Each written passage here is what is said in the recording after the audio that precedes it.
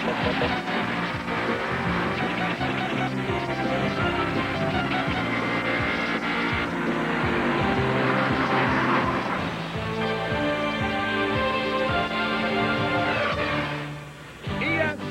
the world's leader in motorsports coverage, welcomes you live to the Valley of the Moon, about 45 miles north of San Francisco.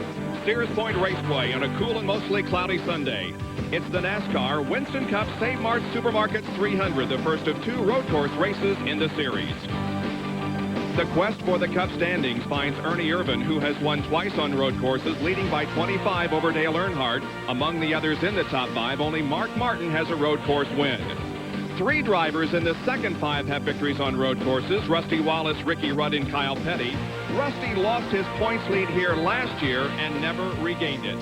Hi, everybody. I'm Bob Jenkins, and welcome to Sears Point. Well, Ernie Irvan certainly can stretch his points lead today. He has qualified for the pole position here, and he has won twice on road courses, in 1991 at Watkins Glen and in 1992 here.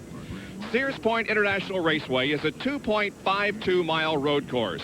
There are 12 corners here, each of them very, very distinctive, offering a different challenge to the drivers who will be competing. The problem spots, well, there are probably 2, turn 7 and turn 11. And stationed at turn 7 for today's race, 2-time NASCAR Winston Cup champion, Ned Jarrett.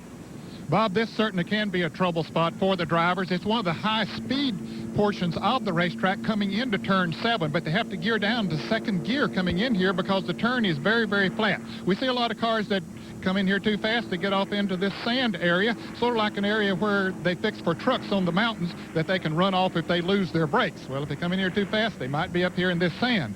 Now, this is one of the better places on the track to pass if you can outbrake someone coming into this turn, or you have another option if the opportunity arises, and that's to out-accelerate them going off the turn. Now, turn 11 is where Benny Parsons is today, and that's another place where a lot of passing is done, but Benny sort of started his tour to California at what some people would consider an unusual place. Yes, folks, that does say Charlotte, as in Charlotte Motor Speedway. Strange place to be talking about Sears Point? Not really, and here's why. Charlotte Motor Speedway designed a road course inside the racetrack to help these drivers get set up for Sears Point. 6 drivers took advantage. We see Brett Bodine going through the quarter mile inside the infield Charlotte Motor Speedway, a turn that simulates turn 11 here at Sears Point. We're not here to set the cars up for the road course. We're here to get them ready to go to Sears Point, so when we unload the cars, they're ready to go out there and run hard.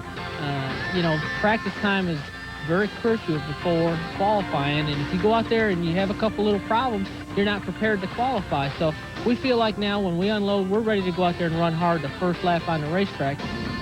What does a Winston Cup car have to do with this 1,000-pound Formula Ford? This Formula Ford was used as a training tool to train 10 Winston Cup drivers on how to negotiate the 11 turns here at the Sears Point Raceway. Now, I need to learn about this racetrack. I've never raced here, but could I use it as a tool? I don't think so. Some of these guys need to go back for their master's degree. That's Joe Nemechek's car. Gary Collins also crashed yesterday afternoon. Folks, 25%, 11 cars of the starting field have been off the course and made contact with the wall here at Sears Point. Now I'm in my usual spot down in turn 11, and I tell you, you can find disaster any place you want to look around this racetrack. But John Kernan, it's not necessarily all over when you find disaster.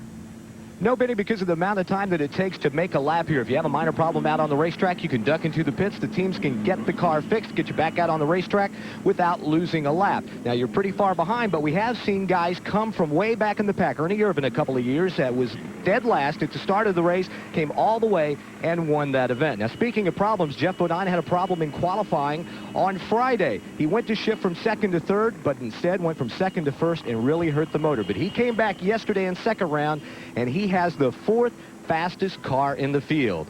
He will start 26th, though. Now let's go down pit road to Dr. Jerry Punch. Thank you, John, and hello, everyone. Arguably, no one deserves a change in fortunes more than Richard Petty and his STP Pontiac team with driver Wally Dallenbach. Now, that could happen today. Dallenbach has equaled his best ever Winston Cup qualifying start at 7th, and he is an accomplished road racer. Twice a Trans Am champion. 4 times he has won the grueling 24 Hours of Daytona. Remember, Talladega, Dale Earnhardt celebrated his birthday 3 days late by going to victory lane.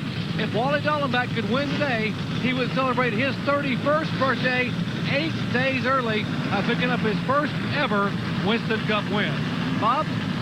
Wally Dallenbach scored more points in the 2 road course races last season than any other driver on the circuit, with a 7th at Sears Point and a 2nd at Watkins Glen. Back with more live coverage on the starting lineup for today's Winston Cup race in a moment. To move on to the track for a warm-up lap, there has been such a huge turnout for this event that we've kind of slowed down the start of the race. Sears Point Raceway, as we said, 2.5 miles in length, will go 74 laps. The pole speed was 91.514 miles an hour. The record for this race is 81.4 miles an hour. They'll stop somewhere between 30 and 35 laps, and the purse, they're going for almost $900,000. Now let's take a look at our starting lineup for today's race. The Busch pole winner, his 3rd pole in the last 4 races, is Ernie Irvan in the Texaco Haviland Ford, qualifying at 91.514, not a new record. On the outside of row number 1 will be Mark Martin of the Valvoline Ford Thunderbird, his 3rd front row start. No pole positions, however, this year. Ricky Rudd goes 3rd in the Tide Ford Thunderbird, his 6th straight top 5 start at Sears Point. And alongside him will be Dale Earnhardt in the GM Goodwrench Chevrolet Lumina number 3. Terry Labonte will start in position number 5 in the Kellogg Chevrolet Lumina, and alongside him will be Jeff Gordon in car 24, the DuPont Chevrolet. Wally Dallenbach goes from the 7th starting position. His career best finish occurred at Watkins Glen last year, a 2nd, and as Jerry Punch indicated, a threat to win here this afternoon. Ken Schrader will start in 8th position in the Kodiak Chevy number 25. Michael Waltrip starts in 9th position in car number 30, the Pennzoil Pontiac, and then Kyle Petty in the mellow yellow Pontiac, car number 42. Bill Elliott has the 11th starting position in the Budweiser Ford alongside Rusty Wallace in the Miller Genuine Draft Ford, car number 2. Sterling Marlin, Daytona 500 winner, has the Kodak Film Chevrolet in the 13th starting position, and then the best of the Winston West competitors, Butch Gilliland in car number 36. Ted Musgrave will start in row number 8, car number 16, and then Harry Gant in car number 33. Gant, 31 career road course starts, 3 top 5s and 9 top 10s, his final performance here at Sears Point. Derek Cope starts in the 17th position in the Fingerhut Ford, car number 98, and another Winston West competitor, Ron Hornaday Jr. in car 76. Morgan Shepherd and Dale Jarrett have the 10th row starting spots. Jeff Burton and Bobby Labonte will go from row number 11. In the 12th row, it'll be Brett Bodine alongside Rick Mast. Jimmy Spencer starts in the 25th position, and then yesterday's fastest qualifier, Jeff Bodine. Jeff Bodine, 5 career races at Sears Point, and he is the defending champion of this event. As you take a look at the rest of the starting lineup, you can see that the cars are proceeding down through the S's here, and we should be getting a start before too long. It's a very cloudy and cool day here. It rained overnight, and there was some thought that perhaps it was going to rain here for race time. However, skies are beginning to brighten up just a little, and that has brought a huge crowd to Sears Point Raceway for this NASCAR Winston Cup race. And Benny, they're down around turn 11. Yeah, it's coming right toward me, weaving back and forth, getting the tires ready, getting all the debris cleaned off the tires, so when they accelerate the next time by, not this time, the next time by, they'll be able to get a grip. That's the problem these guys have been having all along at the race this weekend. Getting the grip off the corner. Every time they accelerate off 11, 7, these tight corners, they're losing the back end. Well, several drivers didn't make it, and because this is wine country, we'll say that they're crushing grapes for this afternoon. There is the long list, including Loy Allen, Dick Trickle, and Jimmy Hensley among the regular NASCAR Winston Cup stars, and then 9 Winston West competitors failed to make the field for today's race. They have one more lap to go before we get the green. We'll show you our in-car cameras when we return to Sears Point Raceway in Sonoma, California. Stay with us. Point Raceway in Sonoma, California. Our in-car cameras, Rusty Wallace, 5 wins, 1 pole. Looking for a good finish here today to move him up in the point standings. Here's the Armor All in-car camera being carried by Terry Labonte, one of the top road racers in the series. Mark Martin will also have his roof cam. Yes, the same one that showed us a great picture of his crash. Fortunately, Mark got out of there without serious injuries.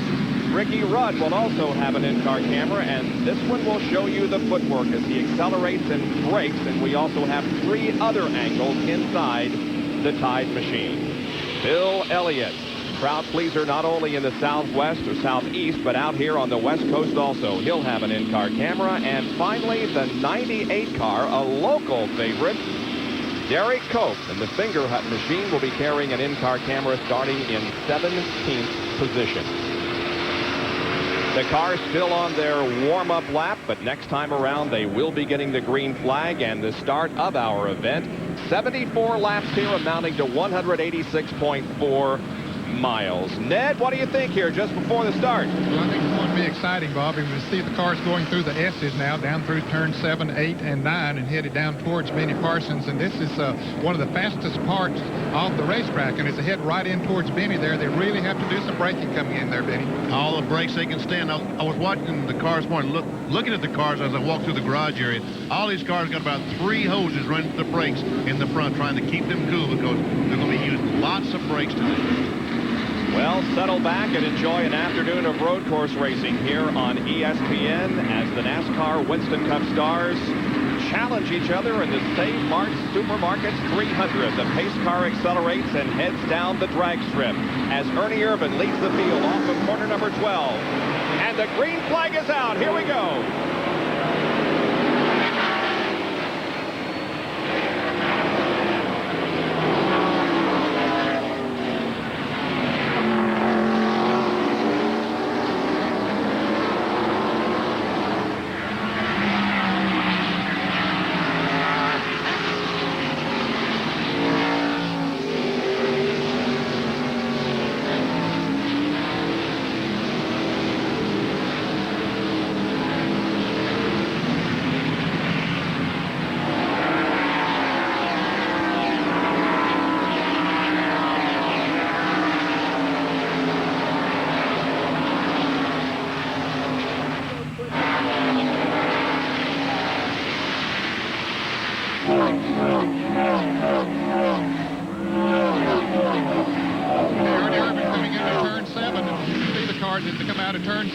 Everybody's pretty well got into single file as they headed into this turn. They really have to slow down coming in here. Morgan Shepherd is one driver that's on the outside, and Dale Jarrett trying to make a pass coming through this turn.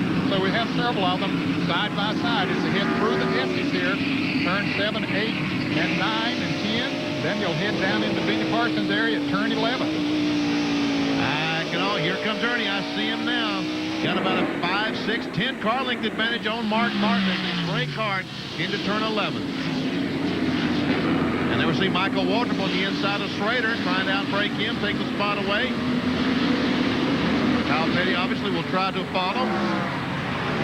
Schrader and Waltrip come side by side into turn number 12 and across the line, and Schrader not willing to relinquish that position to Michael Waltrip. And it looks like that everybody, as far as we know, has made it through corner and lap number 1. And the good battle is for second position on back as Ernie Irvan stretches out his advantage a little bit on everybody else. There's Mark Martin running second, and Ricky Rudd is right there in third position behind Martin.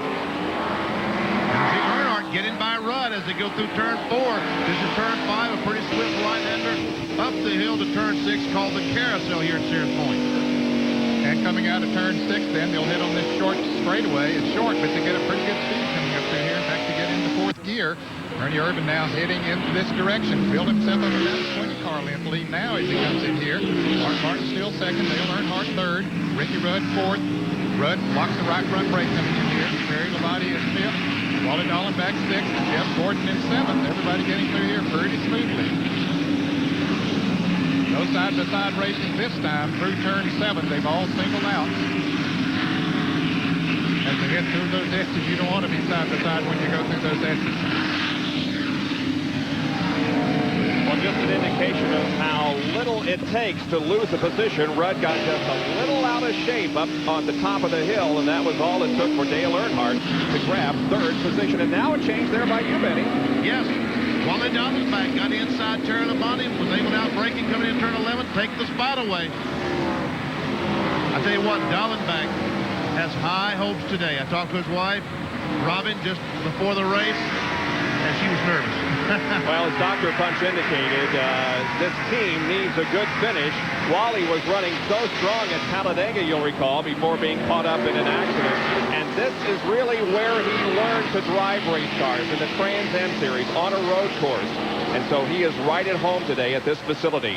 There's the number 20 car driven by Gary Collins. It's dragging something there in front of you, Benny. Looks like he's dragging, that's the rear panhard bar he's dragging, or rear sway bar. He's broken that.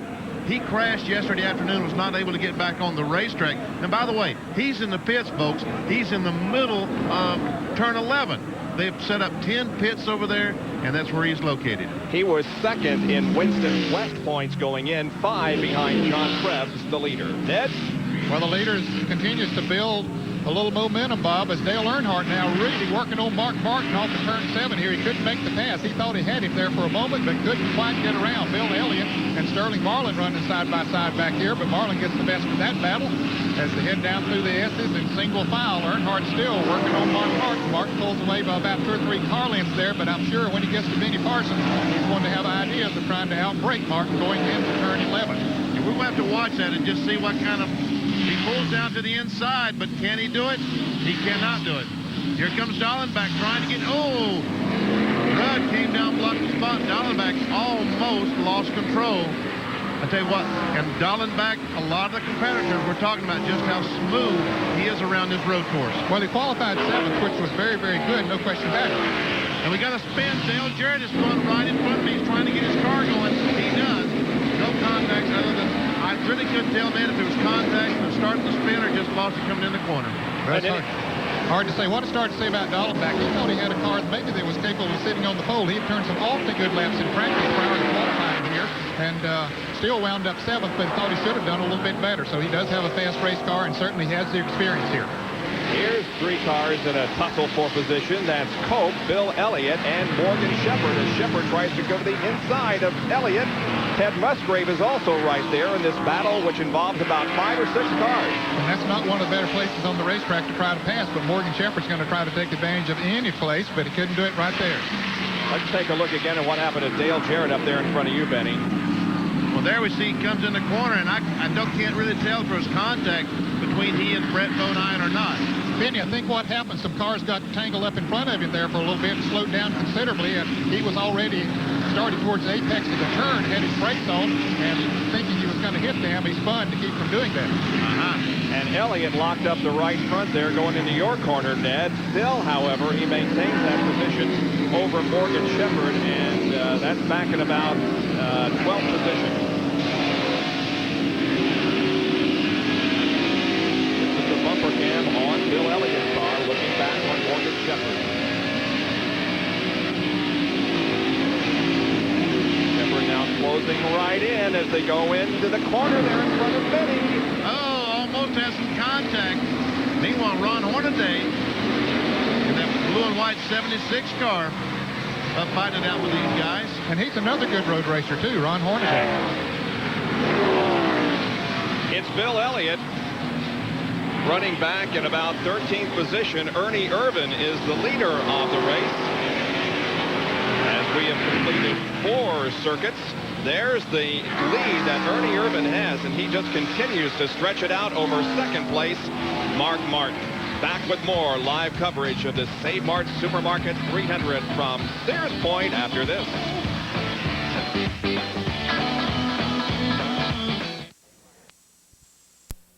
To Sonoma, California, Sears Point Raceway, the Save Mart Supermarkets 300. There is the leader, Ernie Irvin. He was a pole sitter, grabbed the lead at the drop of the green flag, and has held it ever since. However, we do have a new 2nd place contender. That's Dale Earnhardt. Then comes Mark Martin.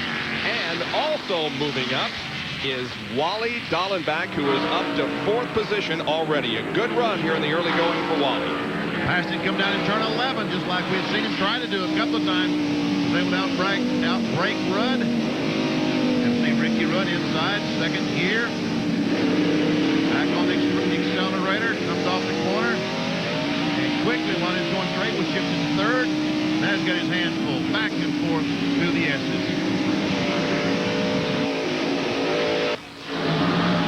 Rusty Wallace, Kyle Petty, Ken Schrader, Michael Waltrip, and Sterling Marlin are all running nose to tail out there. And Bob, this is 8th, 9th, 10th, and 11th, Ned. And Bob, we were right in behind that group was Bill Elliott, Morgan Shepherd. We were watching them a little bit earlier. Finally, Morgan out braking. Elliott coming into turn 7, got around it that last time around. Now, Marlin takes a look to the inside of Waltrip. And Michael wisely comes up the hill, gives Sterling room, and Sterling will accelerate off the corner, and we see loses the back end as he tries to nail that throttle. And Michael comes back on him when Sterling lost that back end. Michael's able to get back by it. Now Derek Cope, we ride with him, following Sterling Marlin up the hill into corner number 2.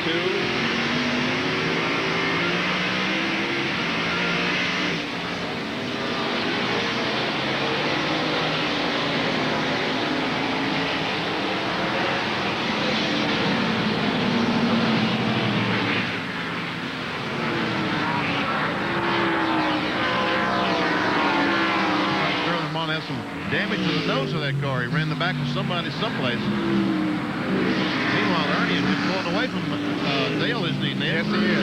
He's already through 7 as Earnhardt enters it. Now, good battle for third place as Wally Dallenbach gets on the bumper of Mark Martin. Of course, Ricky Rudd's still there, too, but no pass this time around. Here's an APA field summary for you as we watch and see whether or not Wally Dallenbach can pick up another position. Like his next opportunity probably, Benny, is going to be there in turn number 11. He's coming up through the S's now, 8, 9, and 10 on the straightaway now headed toward you. Is he going to be able to outbrake? I don't know. He's trying to take a look. He came down, he tried it, but Martin was able to get in the corner just as hard as Now Dallenbach is going to try to accelerate off the corner, not able to make that move either. Those two cars locked together in one of the best battle on the racetrack for third spot. You won't have much of an opportunity through these tight turns, Bob. Martin would really have to goof up for Wally to get by on one of these turns, but I'm sure he'll have ideas when he gets here to turn 7. These two drivers were teammates last year. Wally making the move over to Richard Petty Racing during the winter months.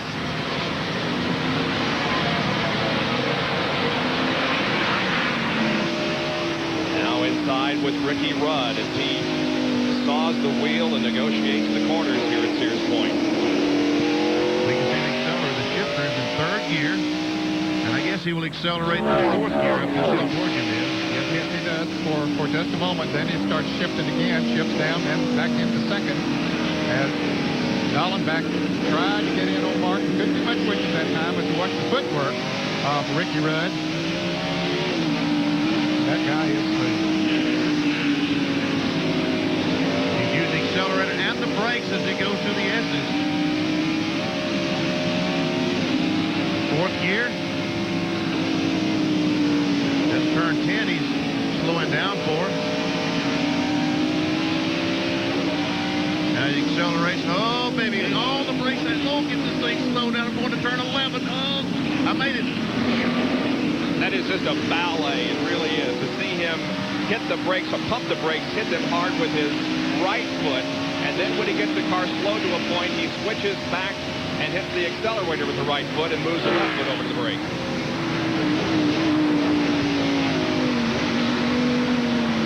There, used all 3 pedals. This is amazing, isn't it? Now watch the steering column there at the upper part of your screen. You can tell which direction the car is turning. See, now he's going to the right. Straightening out. Hitting the brakes hard again up there around turn number 4. And folks, when that steering shaft goes back and forth to right and left quickly, he's in trouble. Think these guys don't work? Especially on a road course. In this road course, they're very, very busy around here. He's going to shift into 4th gear. There's 4th.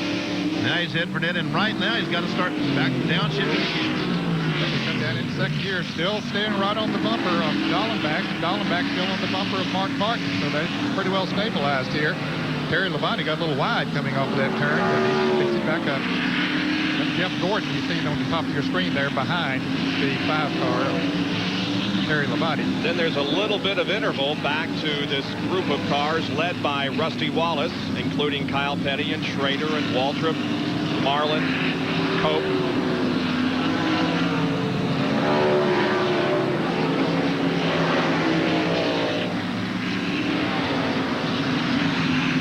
Jeff Bodine appears to be the car on the move as he has come up nicely from his 26th starting position.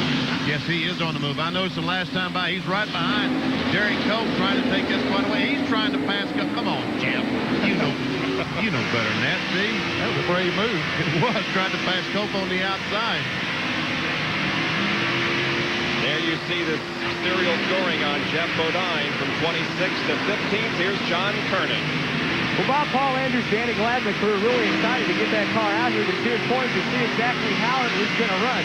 They finished that car up on Friday afternoon just before they loaded it up on the carrier to haul it out to California. I asked him, because their shop is right next to Charlotte Motor Speedway, if they were able to take advantage of what Benny talked about at the beginning of the show. He said, well, yeah, we did kind of shake the car down around the Charlotte Speedway, but it was outside in the parking lot.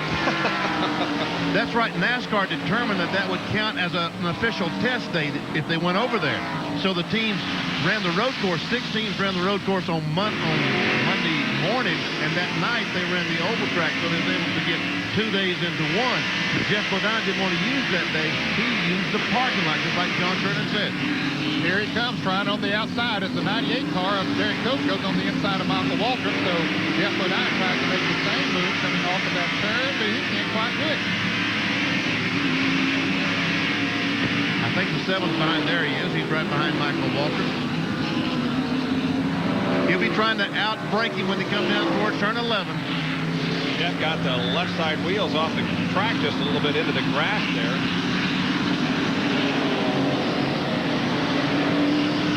Now here they come. Derek Cope moves over, and Jeff Bodine pulls to the inside, trying to out-brake Michael. He does it, takes the spot away. Picture-perfect move. Now Waltrip will try to come back on the inside, but it looks like that Jeff has the momentum and is going to maintain the spot.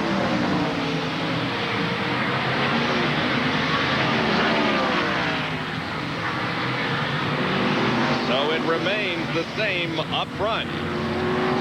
Ernie Irvin leading the Save Mart Supermarket 300.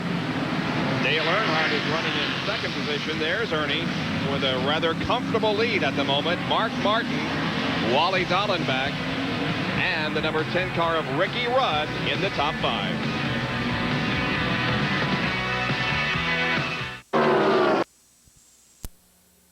ESPN's coverage of the Save Mart Supermarkets 300, the 10th race in the NASCAR Winston Cup Series for 1994. There is our leader, Ernie Irvin. He's led all the way so far, making his way around corner number 7. Running in second position is Dale Earnhardt, but there is a couple of seconds interval between, in fact, 6.2 second interval between Irvin and Dale Earnhardt. Then back in third position as they make their way through the S's is Mark Martin, Wally Dallenbach next, and Ricky Rudd, Terry Labonte, and Jeff Gordon. Now there's a name you've never heard associated with road racing, Jeff Gordon. Or Kyle Petty, as a matter of fact. Uh-oh. We've got Lake Speed into the tire barrier. Looks like he's going to be able to drive the car, though. The tire's outrunning him. There he goes. Well, we'll see if this is going to necessitate an overall caution. It, of course, involves a caution at that particular localized area of the racetrack, but if it's a serious accident, they would go overall yellow. I don't believe they're going to, but boy, Lake has really made hard contact with the right side of that car in real bad shape. Yes, and the back bumper, of course, coming off of it. Let's see if we can see what happened. He gets the right wheels off on the grass as he goes into the turn, and that's where all the damage is done, Bob, as he hits that tire barrier hard with the right side of the car. Spins on around. You can see the tires rolling everywhere. He's off the racetrack. That one tire looked like it was headed out on the racetrack, but apparently didn't get there as Lake tries to make his way back to the pits. Doesn't take much to get these cars upside down when they hit at that velocity. Caution flag is out. Caution is out. Yes, it is. The overall caution is out for the first time. They're going to have to clean up the racetrack there in that area of the track where Lake Speed made heavy contact with the tire barriers as Lake has made it to the pit entrance. Back with more right after this. Caused in an accident involving Lake Speed. He was able to make it back to the pit area, so he is okay. But the cars are beginning to line up now behind the pace car. Here is what happened to Lake Speed. Just got the right side tires off, and it's a skating rink at that point. Yeah, he doesn't have much traction once he hits that grass. He had a lot of momentum going in there, Bob, and hits those tires with the right side of the car, and it spins it around and does a lot of sheet metal damage. He was able to drive it away and back to the pits. Well, a couple of weeks ago at Talladega, we had what appeared to be a very, very serious crash involving Mark Mart. Benny Parsons analyzes that crash in detail. From our camera on top of Mark Martin's car, let's watch as this crash develops. Jeff Gordon goes on the inside to make it 3 abreast as contact between Sachs and Todd Bodine. Jeff Burton, the 8 car, comes down, hits Mark Martin in the right front and blows the brake caliper. Mark Martin has no brakes, through the guardrails, and finally stops against this metal barrier. Let's take a little closer look in slow motion from on top of Mark Martin's car. He's going to hit the 8 car, the blue and white car on his right, as Gordon goes down, makes it 3 abreast. Sachs comes up, slight contact between Sachs and the 75 right there. Now, meanwhile, Mark Martin, through his windshield, still is not aware of just how serious the problem is. But soon, it's going to become all too clear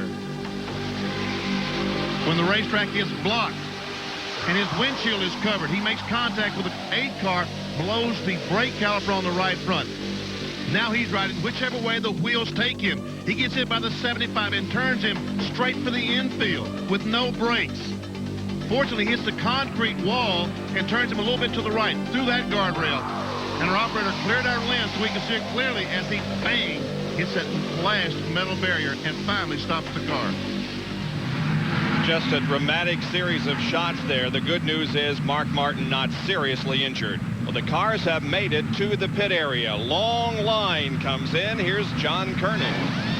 9 in for a 4-tire change, 2 rounds of wedge in the left rear. The car was loose in the right-hand turns. They're contemplating only 2 tires, but now they're doing all 4s. They come to the left side. Let's go down to Jerry Punch. Both Ernie Irvin and Mark Martin will get all 4 tires. No adjustment on Ernie Irvin's car. They made an air pressure adjustment on Mark Martin. They went up on the front tires and down on the rear tires for the air pressure. Left side tires on Ernie Irvin's car. Left side on Martin. Martin is out of the way. Here is Earnhardt. He will be the first one off pit road. And then Martin, and then Irvin. Earnhardt out first as everybody else now comes out in single file formation. But Dale Earnhardt is going to pick up 1 position because of the pit stops. We are under a full course caution because of an accident involving Lake Speed. Pit stops have been made. We'll take a break and be right back in just a moment.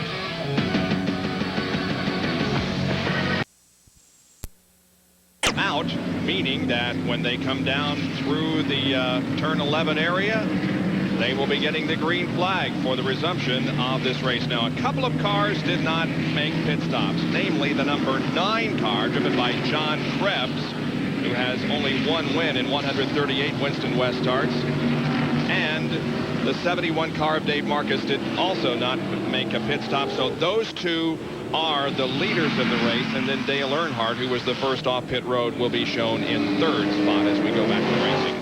See, Marcus thought he would stay out there and lead a lap because he needs those 5 extra points to keep him back around the 25th, 30th spot in the points for those provisionals. And John Krebs messed him up and didn't pit.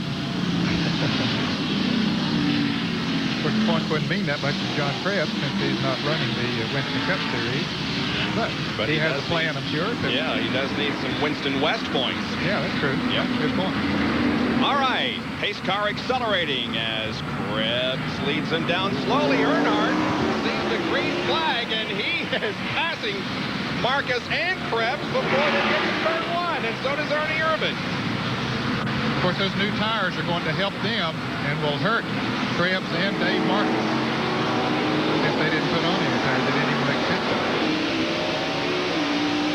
Riding with Ricky Rudd as he goes up to 3rd gear behind Mark Martin. up the hill. Marcus staying high on the racetrack as just about everybody goes by him with the pressure tires on. Now it's going to be interesting to see what Ernie does with Dale. Sure is. Tell you what, he throws up on the back bumper, that Goodrich Chevrolet. I tell you what, if he can pass Earnhardt before they get back to the start-finish line, that means Earnhardt still hasn't led a lap. Is that? I don't know what. I don't think he would have led that previous lap, although he was very close to having his nose ahead. Well, here comes Ernie on the outside, Bob, coming into 7. I don't think he's going to be able to pull it off this time. Nope. He made a gallant effort, but he couldn't quite do it. Probably, of course, will not be able to do so up through the S's here. But again, the next opportunity that Ernie will have is down in turn number 11. We're watching Mart now and Ricky Rudd. Here's Jeff Bodine trying to get around Dave Marcus, and Sterling Marlin also coming with him as they head down the hill. And Ernie's trying it on the outside. He's not able to make it. Man's going to try it on the inside. He wants to beat Earnhardt back to that line so badly. Not able to do it. Earnhardt will get 5 bonus points. Yes, he does. Earnhardt leads the lap. But Irvin is just all over him. Here's Wally Dallenbach going to the inside of the 9 car of John Krebs. That's the channel lock car. I think the deal that Gary Beckle made, he's going to put channel lock on the car, and they're going to be an associate sponsor on his Winston Cup car. Gary Beckle bought Steve Grissom's Busch team, and Steve will drive in selected races, and Channel Lock will continue to be the sponsor on that effort. Well, we'll see if Ernie makes a bid again, which I suspect he will as he comes into turn 7. Earnhardt comes in there hard, makes the break. Here comes Ernie up on the outside. Can you imagine trying to pass Dale Earnhardt on the outside? Ain't gonna work, I don't think. Well, he's still out there. Earnhardt takes up the track, though, and Ernie gets a little bit loose coming off the turn. Still doesn't make the pass. He was trying to get by, wasn't he, Ned? He was. He tried everything he knew. Both Earnhardt and Ernie Irvin go up on the rumble strips on the right sides of their cars. Ernie's trying to convince that Larry McReynolds, Robin Gates, and the crew, he's a road racer. He's like, I'm tricked right now. I got to keep him believing I'm a road racer. Well, Dale Earnhardt has the best overall finishing average when you consider all the road course races. However, he has never won on a road course.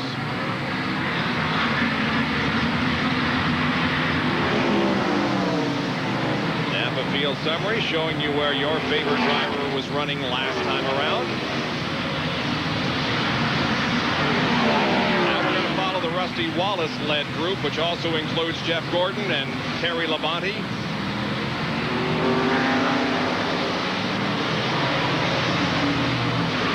As we're watching this, Butch Gilliland, the West-to-West driver that was the top qualifier, makes some scheduled pit stop. And for the late speed fans, he's back out on the racetrack, running slower, but at least he has the qualification car back out there. Saw some smoke off the right front of Jeff Gordon's car. I guess that was the brakes as he went in that corner and hit the brakes.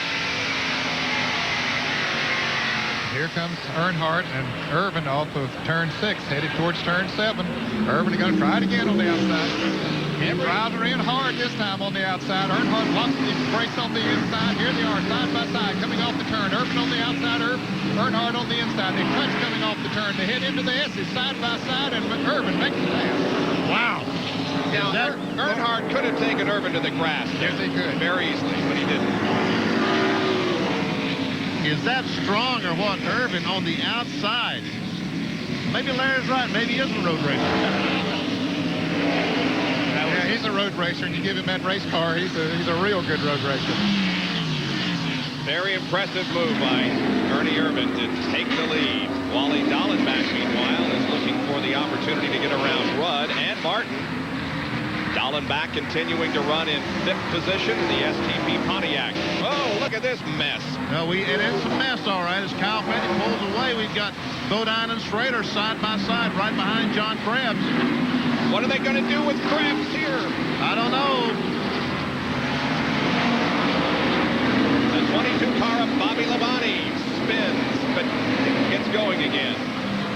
damage down here. There he goes, right in front of Greg Sachs. Labonte has several members of the San Francisco 49ers football team on hand to witness his performance. Let's take a look at what happened up there in turn number 11 in front of you, Benny. Well, just comes in the corner, hits the brakes a little too hard, and around he goes. Unfortunately, look at that mess of cars behind him. They all missed him. So Terry Labonte is, Whoa! and Derek Cope has gone up over the tire barrier, up over a bank, and the finger hut Ford. Oh, my goodness. That is a wild ride. Full course caution is out once again. Cope's okay. He's moving around. He is moving around. In fact, he is trying to get the car started. No, he's trying to get the steering wheel off so he can get out. Yeah, and he's talking on the radio also. Boy, that is good news, because obviously he took a wild ride, and it appears as if he almost went into a spectator area. That's a very large dirt embankment that separates the track and the spectators. And Derek, let's see what happens. Well, it was side by side with John Krebs. Oh, John Krebs goes, wow. Oh, yeah. Out through there in front of Derek Cope. And the car overturned several times. So our concern isn't about Derek Cope. He's okay. Our concern is John Krebs. And he did not come close to a spectator area. They were well separated from the area that Krebs landed in. There you can see Cope. He is out of the car and walking away. Now, Bob, you see that guy says Skull Racing on it? That's a spotter. Yeah. These teams have spotters scattered all around the road course today to try to warn their drivers about trouble. So he rushed down to see if Derek Cope was okay. In fact, Benny, one of Derek Cope's spotters is up here in my position. He tapped me on the shoulders and gave me the okay signal as soon as the wreck happened. And we understand that Krebs has been on the radio to his crew. He appears to be okay. But man, there is the car there from Derek Cope's in-car. You can see Krebs' machine several feet away. That's unbelievable. It really is. Wow. That was two wild rides. Whew. Especially by John Krebs. John Krebs, yeah, the car just got launched when it went over that dirt embankment and turned over a couple of times. It came to rest on its wheels. And there's Derek Cope once again. He's got the helmet off.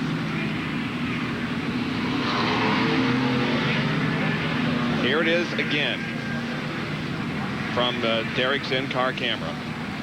There we see Jeff Bodine is able to get alongside Krebs. This is going down towards turn 4.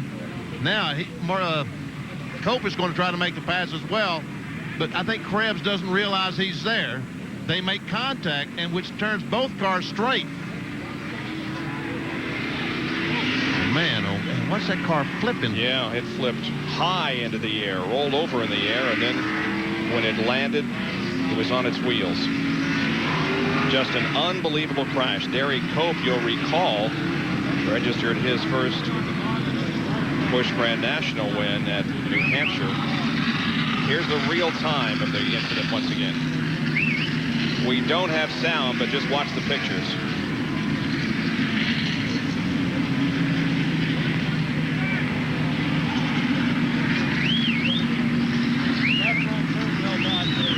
Man, oh man. That was something. Like I said, folks, there's trouble everywhere around this course. Well, we'll take a breather here, take a break, and it appears as if, however, everybody's okay. We've seen Derek Cope and John Krebs called in on the radio saying that he was okay after a wild ride here at Sears Point. There's no place to... There is John Krebs, and boy, are we glad to see him up walking around after an unbelievable incident that also involved Derek Cope. Let's take a look at it again. We see him get in the grass, and both cars go straight ahead through the tire barrier, and Krebs' car in for in.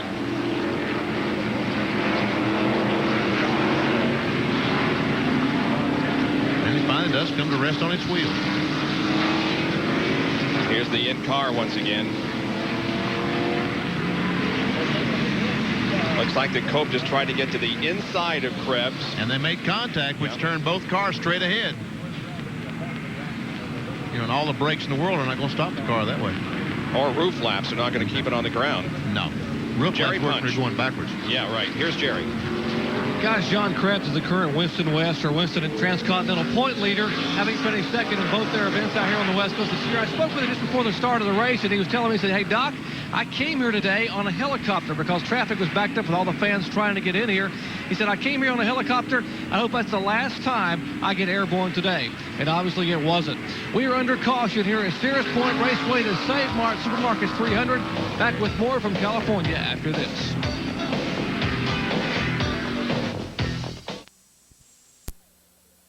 Ernie Irvin leads them up the hill with Earnhardt, Martin, Rudd, Dallenbach, and Rusty Wallace following.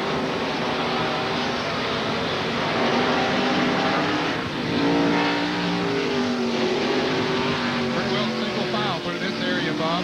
And we're coming close to the area where we saw that wreck just a moment ago between Darren Cope and John Krebs. Those cars well out of harm's way. Ernie Irvin just goes by them now.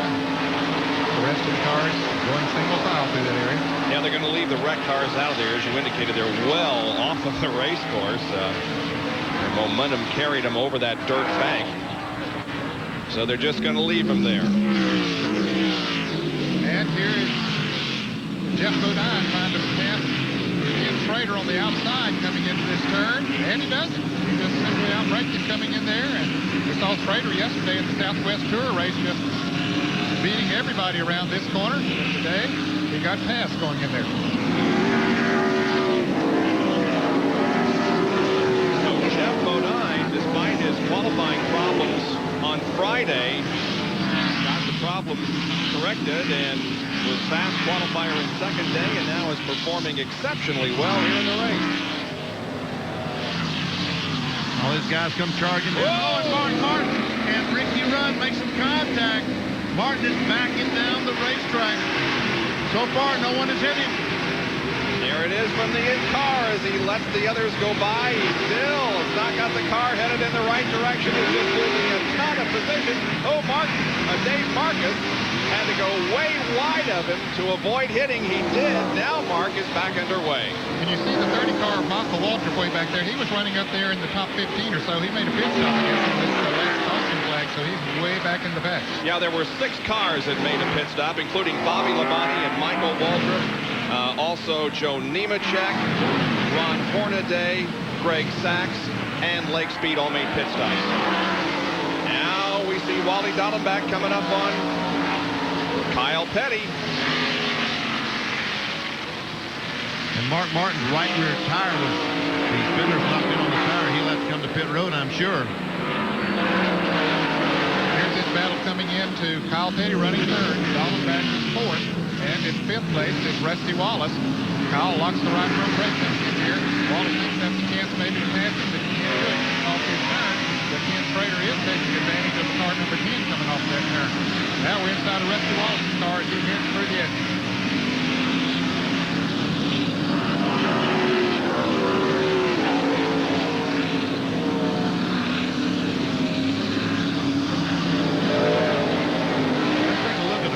What happened just a moment ago coming down into turn 11. There we see Rudd and Martin have made some contact. We can see the damage to Ricky Rudd's nose. And the damage is considerable damage to the right and rear on Mark Martin's car. And Kyle Petty is the man that came out the best in that whole deal. He took the inside route and passed about 4 or 5 cars there, wound up in 4th place. And here it is from another angle. We'll see Martin going around.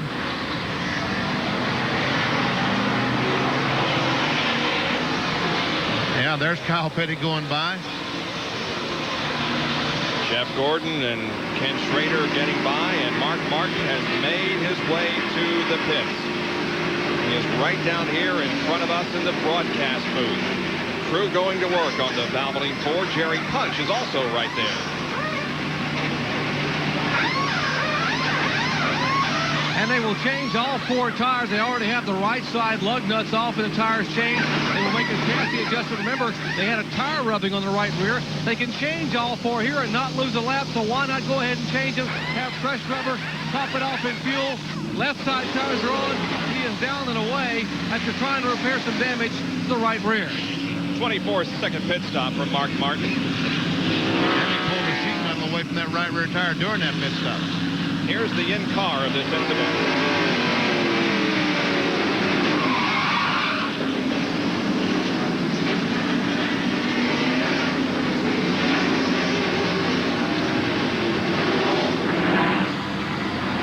He's about 3/4 of a lap behind the leaders. So he'll have pretty clear racetrack out there to run on.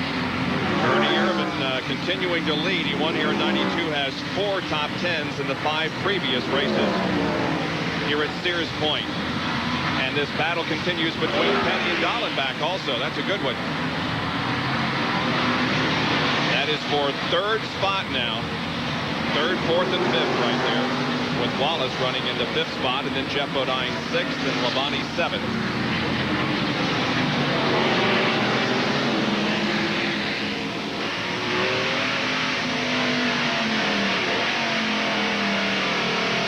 Dallenbach tries to go to the inside of Kyle. He may have the position. And that's exactly where we had the problem a moment ago with the 98 and the 9.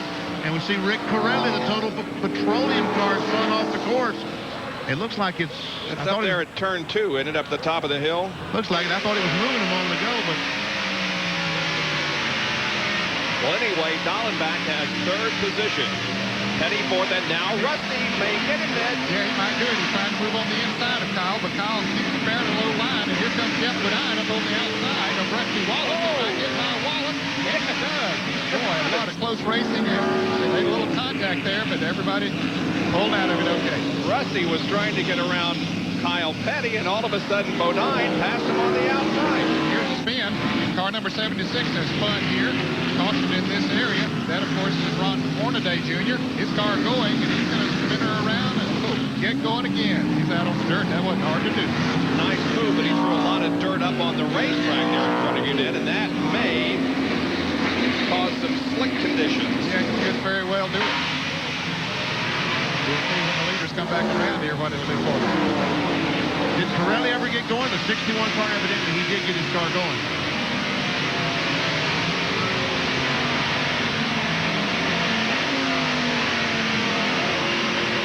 Rusty Wallace started 12th, has been as high as 5th. He is currently in 6th position. Boy, these cars are really running close together. Bob, it's unbelievable just how hard these fellows are running. They've been here 5 or 6 years now. They're getting some experience. They're able to set their cars up, and they are going for it. I mean, from 1st to 42nd running as hard as they can. This is how Jeff Bodine surprised Rusty Wallace and passed him on the outside in front of Ned. Yeah, Rusty was trying to pass Kyle Petty, but then Bodine came up there just right on the outside of Rusty on that turn. Rusty had to back off the gas a little bit there. They touched a little bit coming off the turn, but Jeff had the preferred line once he got off of that turn and made the pass. And incidentally, Bob, with Mark Martin right now is 30 seconds in front of Ernie Irvin, which means he's about a minute 10 or 15 seconds behind him. Here's the Intl leaderboard with Earnhardt almost 3 seconds behind Ernie. Dallenbach 7.5.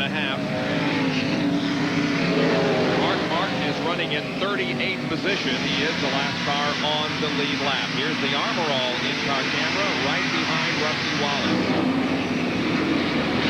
A little bit of contact that time between Jeff Bodine and Kyle Petty, but certainly nothing like Mark Martin and Ricky Rudd a moment ago. Riding with Terry Labonte, carrying the Armor All in-car camera. Up the hill, corner number 3 and 4.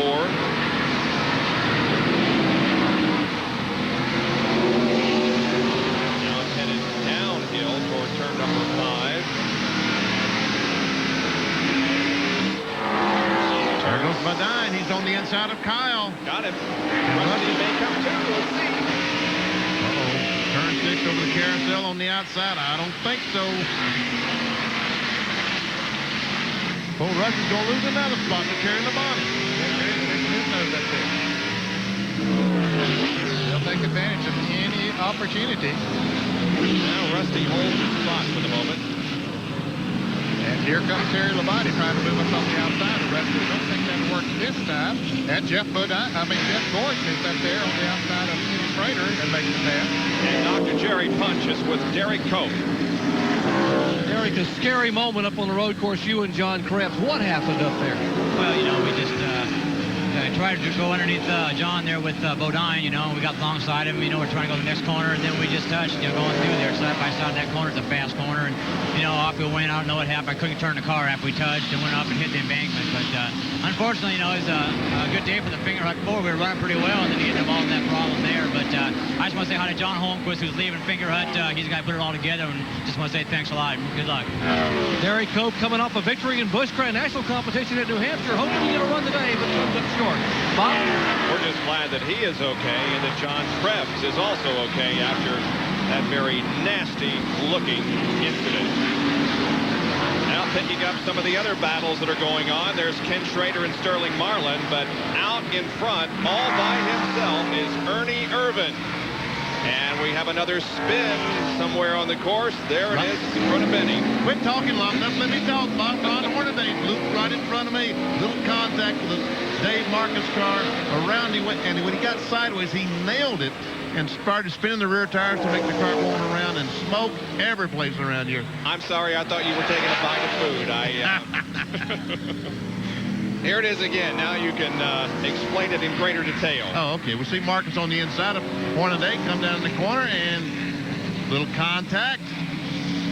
Round goes Hornaday, and watch as he nails the gas. And look at all that smoke.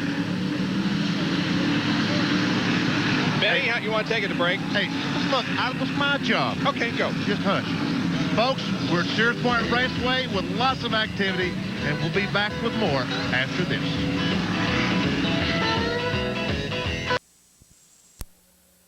The Wine Country being led by Ernie Irvin, the Save Mart Supermarkets 300. He has a rather comfortable lead on second place, Dale Earnhardt. Running back in third is Wally Dallenbach, then Jeff Bodine, last year's winner, and Kyle Petty running in fifth spot as we show you another Cram Field summary.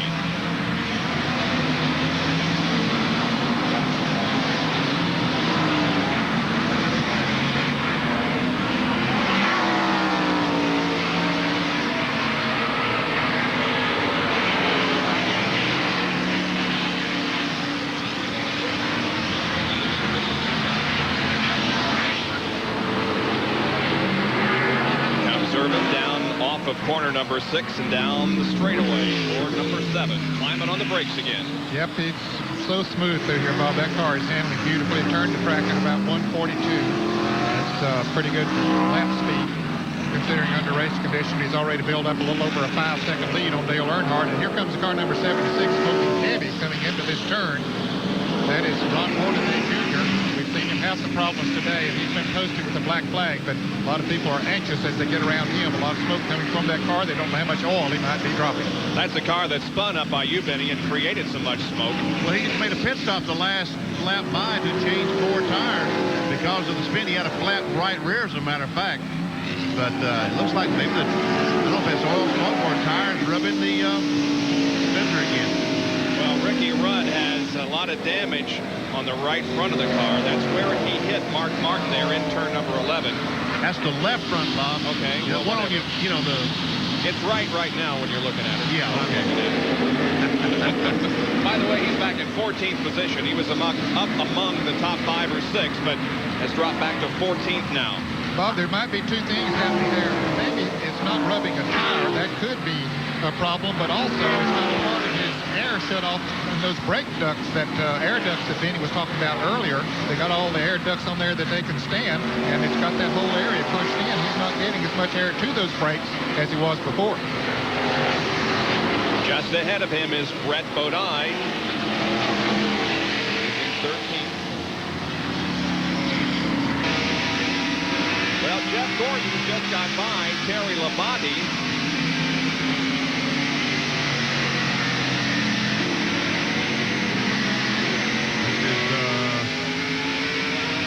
Going towards Ned Jarrett. I think come towards you, Ned. Rusty Wallace is coming towards me, but that's right behind them is car number 24. As Rusty tries to make a pass on Kyle Petty, but can't do it. That's Jeff Gordon, Terry Labonte, Ken Schrader, and Sterling Barlin all going through here.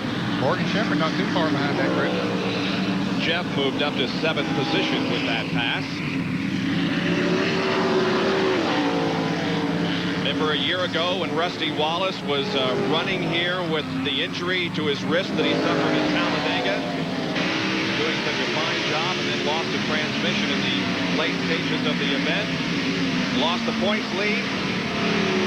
Never could get it back again. So this was definitely a critical turning point for Rusty in his 93 season.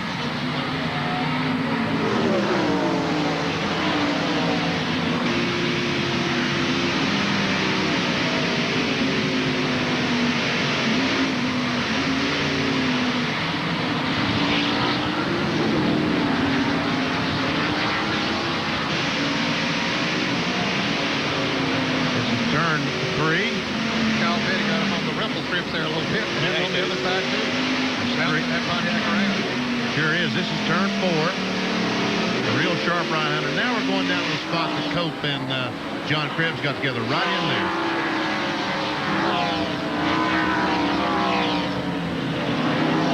Here is 26 Kyle Bodine and Rudd and Harry Gant. How about that? Yeah, how about that? Harry Gant never professed to be a road racer, did he, Ned? No, not that I know of, but he grew up on a farm where there was a lot of slack and dirt track racing out in the country. Harry's up to 15th spot, and Dr. Jerry Punch has more on Ricky Rudd's condition. Bob, I just spoke to Bill Engel, the crew chief for the Tide Ford. He said that when Ricky was involved in the incident down in turn 11 with Mark Martin, it'd been up the left front fender, which has taken away all the downforce of the car, and now he's got a really severe push. He's having a hard time getting the car to turn, and it's costing him some time on the racetrack.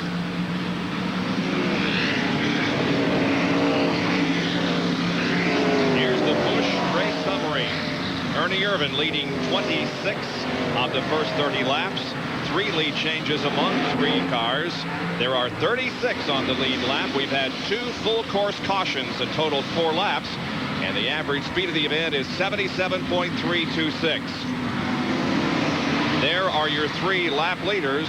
Irvan, Dale Earnhardt, and John Krebs led a lap under caution before he crashed out. He and Derek Cope are the only 2 that are officially out of this event.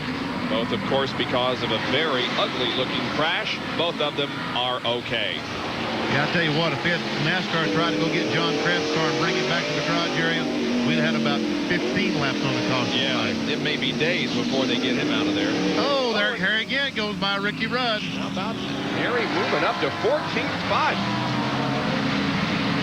He really had to climb on the brakes and lit him up, but he got the job done.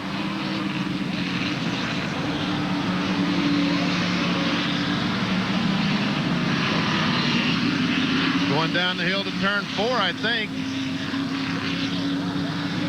Ricky Rudd gets on the brakes, and Harry Gant says, I'm going on the inside. Smoke that right front. Harry Gant in his final appearance here at Sears Point. Up to 14th position. It continues to be Ernie Irvan's show. He has dominated in fine fashion, leading all but just a few laps of this event, and he is well out ahead right now as 33 laps have been completed. Earnhardt running second. It's Kyle Petty third. Jeff Bodine fourth. Wally Dallenbach, I'm sorry, is third, and Kyle Petty is fifth. We'll be right back.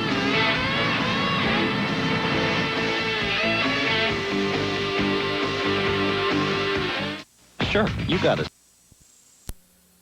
California is under our 3rd full course caution of the day. It is because Jeff Gordon's car has just stopped. Here's Jerry. Just spoke with Ray Evernham, Jeff Gordon's crew chief, who said he thinks that Jeff's not really sure. He thinks it could be the rear end, it could be the transmission, whatever. The car just stopped pulling, and that's why Gordon pulled the DuPont Chevrolet off. Now, Ricky Rudd has had more problems since the last time I spoke.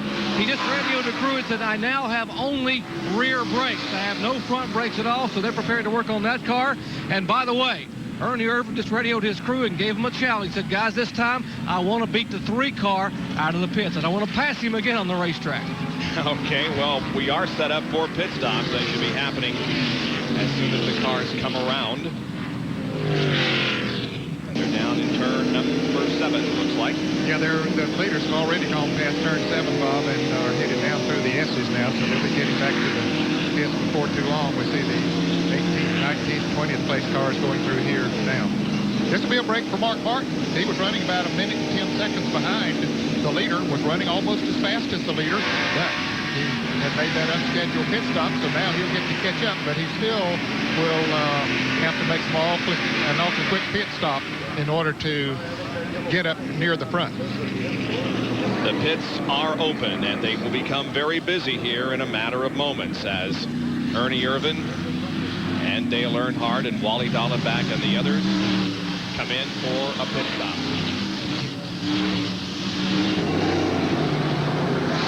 Here's John Kernan. Jeff Bodine running in 5th position. He will be the first man into his pit. He has the first pit here on the main stretch of pit. There will be a 4-tire change for Bodine. Danny Glad just told me they were all very, very pumped. They were either going to be heroes or zeros. Right side's already on, no chassis adjustment. They'll come around to the left side. A little bit of a problem on the right front, but they finally get the lug nuts tight. Left coming off. It's a 4-tire change. Now let's go down to Ernie Irvin's pit. Remember, Ernie Irvin has challenged his pit crew. They must beat the 3 car out of the pits. Right side tires already on. Irvin's car, left side going on. The Haviland crew trying to keep their driver out front. As left side lug nuts are on, they drop the jack. 19.2, and Ernie Irvin is down and away. They definitely got the job done.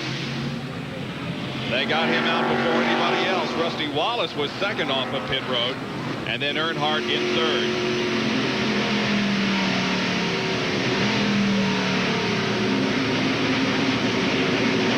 Well, of course, California very, very environmentally aware of what's going on. That's more or less the subject of our ESPN Track Fact for today.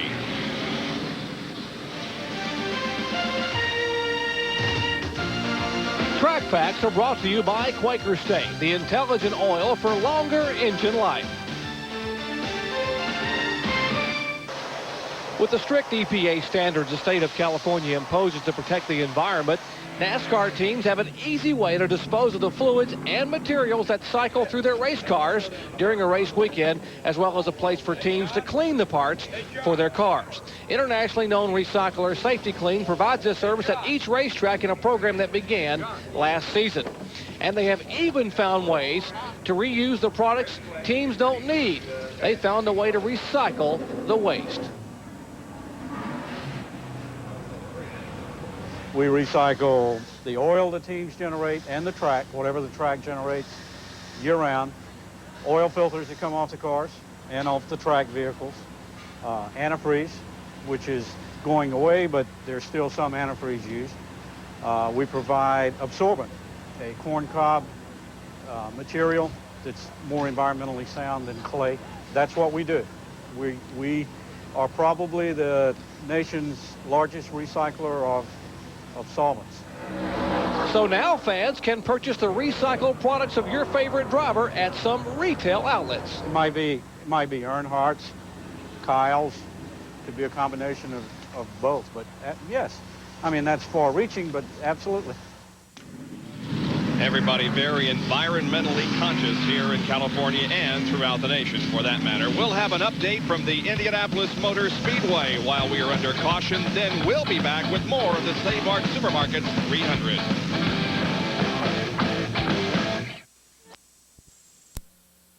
Ernie Irvin as they come up. That's Dave Marcus and Ron Hornaday Jr. Now Irvin will pass them on the inside as Rusty Wallace is right behind him in 2nd spot, and then Dale Earnhardt. And want to be very careful going through this area of the track, Bob, and Ernie Irvin is doing just that, being very careful. He wants to keep Rusty back there. He knows that he can pass the 76 car, okay, once he gets out here, maybe heading towards turn 7, but... Oh, Terry Labonte spins, gets in the side of the 4 car, and meanwhile, Jimmy Spencer's involved. But I tell you what, it could have been a lot worse than it. Yes, it could have. There's the in-car camera with Terry. He is up against the tire barrier, and this could bring out a full course caution. No, he's going to get the car going. I'm not sure how well it's going to steer. But Labonte is going. Yeah, that could have wiped out several cars because they were very tightly bunched in that area when Terry got sideways. Tore off the left corner of the car up front end. But the Armor All in-car camera still works perfectly. Shirley Marlin's having a major problem as he went through the turn here, but let's watch this replay of Terry Labonte. Oh, he and Jeff Bodine get together. Yep. And look at all that traffic behind him. How all those cars missed him. I see that 4 car didn't miss him. Yeah. Tagged Sterling pretty good. Oh, and Jimmy Spencer ran up over Darrell Waltrip, ran up on the side of his car. Here's another angle. Yeah, we'll see Labonte come in the screen sideways. There, the 4 car. He's the guy that did all the damage to the left front. Now watch Spencer as he rides up over. It was obscured by the smoke, but he got way up on the side of Waltrip's car. Harry Gant had to get into the grass, but he managed to avoid everything. And the number 50 car is off the course. That is Mike Chase. Looks like he's way off the course. He is. Terry Labonte has made it to the pit area, Jerry. And Terry limps by Sterling Marlin's Kodak Film Chevrolet, also in the pits, getting right side work. Heavy front end damage, looks to be mostly sheet metal damage on the front of the Terry Labonte's car, the Kellogg Chevrolet. The crew now, that is Gary Dehart trying to do his Superman imitation and twist off some of the sheet metal on the left front. They're changing left side tires. Terry, the ice man, sits very calmly, revving the engine inside the car. Had a great race car. I thought they had a great chance possibly of picking up a win here. Left side tires going on. You hear the air wrenches in the background. Sledgehammers have come out there trying to pound now some of the sheet metal away from the front of the car. Work continuing here on Terry Labonte's car as the leaders now come out of turn 11, and Ernie Irvin will come by and pass Sterling Marlin and Terry Labonte on pit road.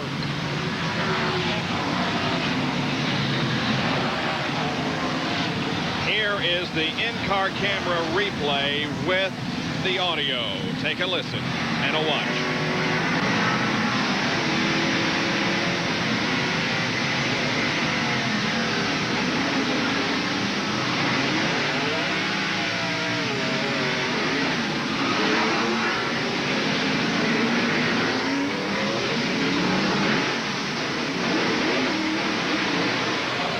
Boy, you're like on one of those tilt-a-whirls at the county fair, huh? We could hear Terry Labonte nail the accelerator as he was in the middle of the spin, trying to get the car to go on around and hope to do a 360 and keep going. He was not that lucky. Labonte is off pit road, however, and heads back into competition. There's the 27 car of Jimmy Spencer, John. Well, there's a lot of work going on the left front. You can see where they torn it back. They're cutting it away. Mike Hill, the crew chief, is. Spencer continues to sit in his car.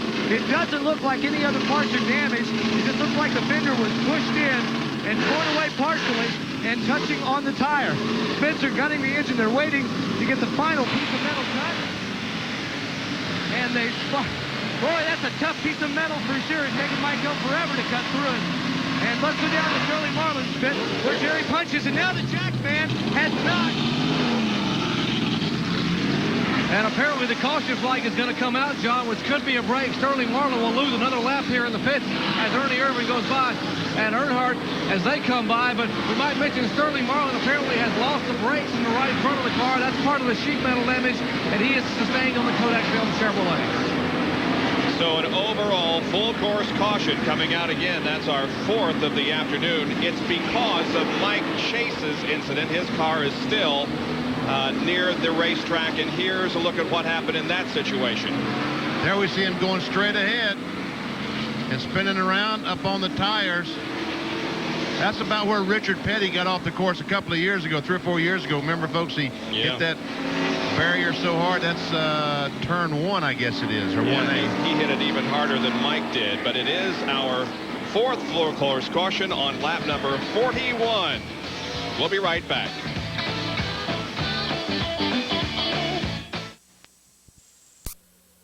Is being caused by an incident involving Mike Chase, whose car could not move away from where it stopped after he spun off course.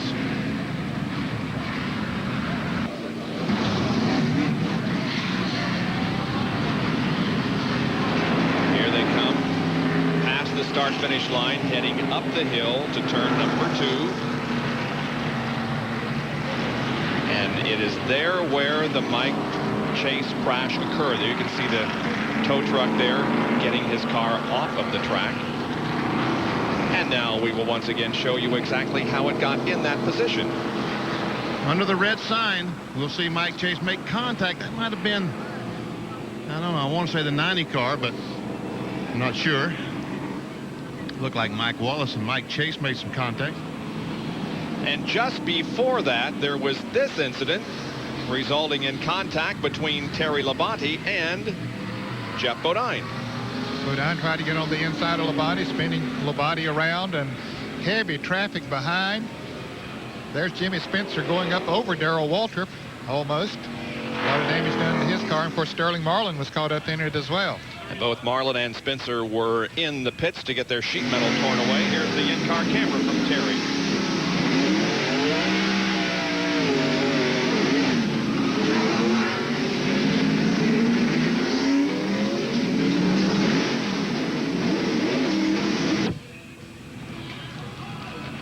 He has made it back to the pits. And the 50 car is carrying one of the tires from the tire barrier. He's driving the car, isn't he? Yeah, he's moving. Brought him a souvenir from that spot up there. If the track were wet, that tire back there would aid in the drawing of the track. You see that so many times on the short track. Oh, it finally left. Yeah. So under caution once again, everybody taking a breather here from what has been a very interesting, exciting race, although Ernie Irvan certainly has been the dominant force. Sonoma, California, where the lights atop the pace car remain on, meaning we'll go at least one more lap before we get the green flag. I think we're having some problem getting the barriers back in place up in turn 1 where Mike Chase went in there. Plus the fact that he was coming around the track very slowly. We saw him with the right rear tire flat on that car once they got it pulled off of the tires there, and he's going around real slow and also putting a little debris out on the racetrack as he goes around. Yeah, he's coming down in turn. Well, there's a truck following him as he comes down toward the end of pit road right now. Well, Mark Martin has worked his way back up to 18th position after an incident earlier in the race.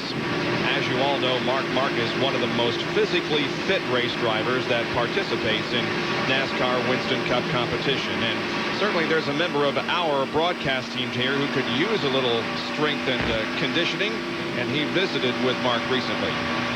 Mark, I have got to get in shape. I mean, John, I got to get rid of this. Is there any hope?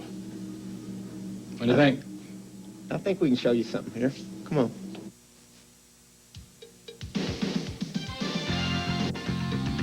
Do you feel like that the training that you do helps you in the racetrack?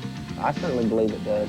I really believe that it's helped me escape injury in a number of really hard crashes, which is really important when you're chasing points.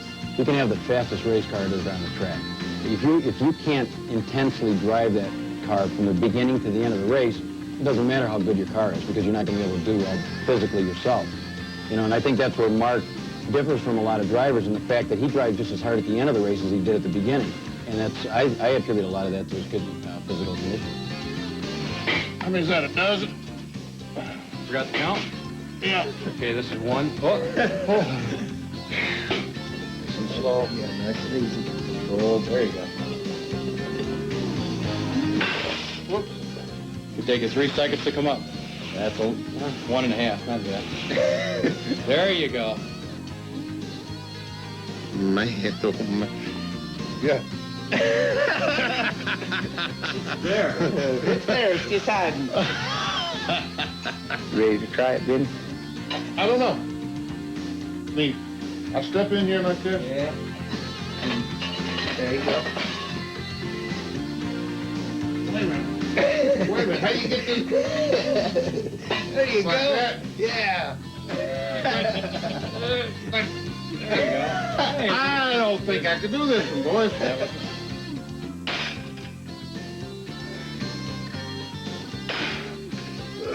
So, Benny, how do you feel? Oh, man, I am sore. This is a lot of work. You're slimming down now. Oh, man, I'm telling you. I worked up an appetite. There's a restaurant close by. Only helps me. That on top of this.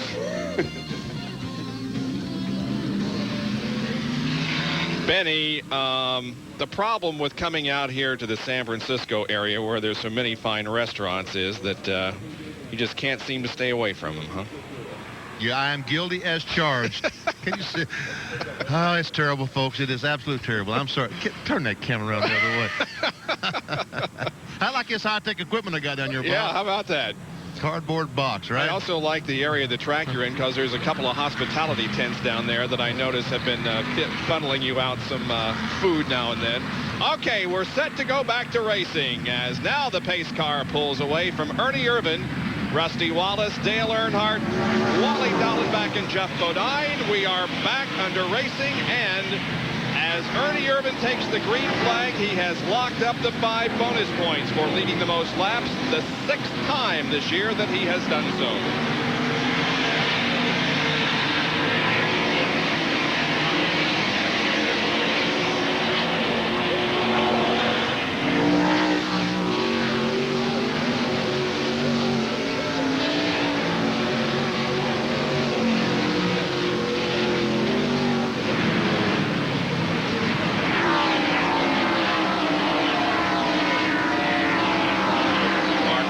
Continuing to move up, passing Dale Jarrett. That's for 16th position.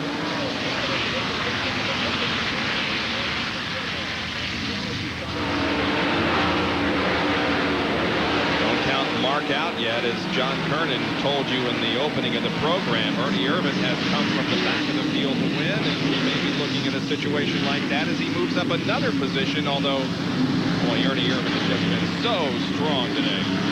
That's Mark Martin passing Ricky Rudd there in turn 7. Martin has an awfully fast race car. We reported earlier that when he was out there running by himself after the scheduled pit stop that he was running laps about as fast as Ernie Irvan was, but he was over a minute behind him. But now with the cautions, he's been able to catch up, but still has what you might say bad track position, but he's picking them off one at a time. Coming down through turn 11, we see Musgrave, the family channel car, on the inside of Brett Bodine, and there goes Mark Martin going by here again, taking another position away. That moves him up into 14th position.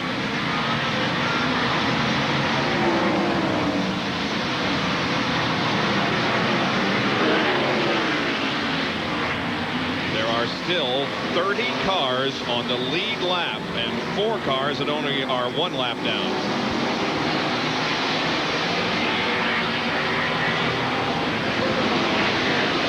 I'll tell you, folks, I just saw Jeff Gordon go by again, so he is back on the racetrack. Yes, several laps now. He came out during that caution period.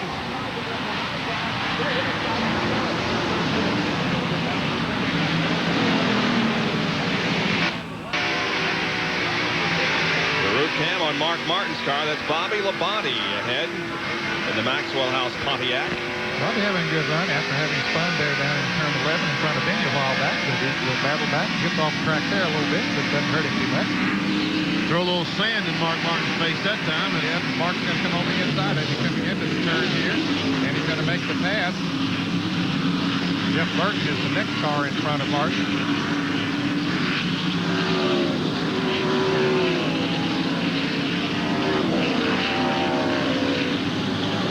Here's a graphic that will compare compare the technical part of the racetrack to the fast part of the racetrack. And as you can see, Irvin is considerably quicker than Mark Martin in the technical portion, but Mark has the advantage in the fast portion of the racetrack.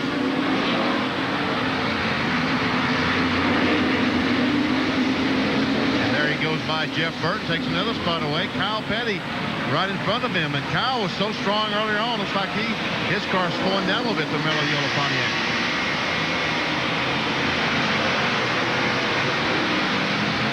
John Andretti started in 38th position, and he has moved up to 24th in the Financial World Car. And my hat is off to Billy Hagan, his car owner, and John Andretti. Both he and I, of course, had commitments at the Indianapolis Motor Speedway yesterday. He qualified for the 500, 8th fastest at the time yesterday. And then he was nice enough to allow me a spot on his Lear jet that he had chartered to get him back here to Sonoma. So hats off to those two for getting me here to California in good shape last night, about 3 hours and 45 minutes from Indianapolis. Jerry? And Bob, when he came here this morning, went to the drivers' meeting, there was a bit of a cheer went up when they announced John Andretti's name at the drivers' meeting, because the drivers appreciate what he has put himself through to be back here and be a part of this race today. In fact, talking about congratulations, Bob Piccinini, who owns Save Mart, said, "Oh, here's trouble up in turn 7. Kyle Petty has spun around. He's okay now, but he lost maybe 8 or 10 positions as he got spun around, but everybody was going slow enough that they were able to dodge him." And Jerry, one of those who went around, it was John Andretti. So continue with your story. What I started to say was Bob Piccinini, who owns Save Mart, which is the sponsor of this race, and I started with one store, and hard work got me where I am today. So I'm going to get on the side of that Billy Hagan race car for John Andretti, because I appreciate what the young man is trying to do. So he's sponsoring Andretti here in this race. And John Andretti, of course, hopes later this month to be the first driver ever to participate in the Indianapolis 500 and the Coca-Cola World 600 in the same day. Kyle Petty beginning to move up through the traffic after his incident. Let's take a look at what happened. Well, he was already sideways when we picked it up. Yeah, and Mark Martin was on the outside coming through there, and Bobby Labonte as well. So they get around. Everybody gets around Kyle. But some anxious moments there for him and a lot of other drivers. So Ernie Irvin, there he is, continuing to lead here at Sears Point.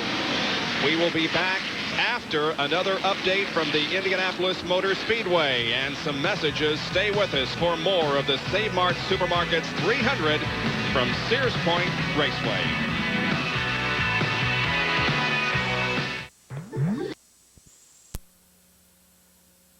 Bobby qualified for the 500-mile race.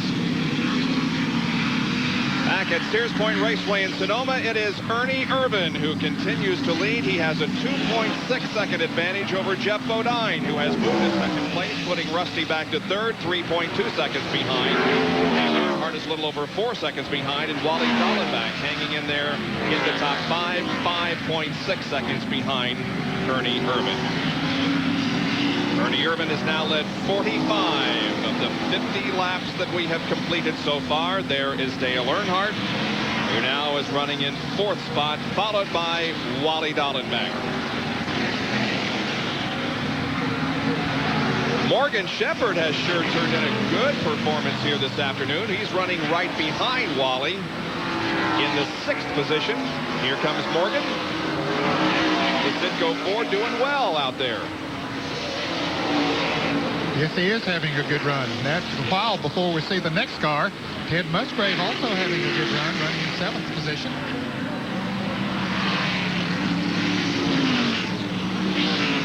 We understand that Ted Musgrave had been studying Mark Martin's in-car camera tapes to get a better understanding of how to drive this racetrack. Ken Schrader running in the 8th position, not too far behind Musgrave.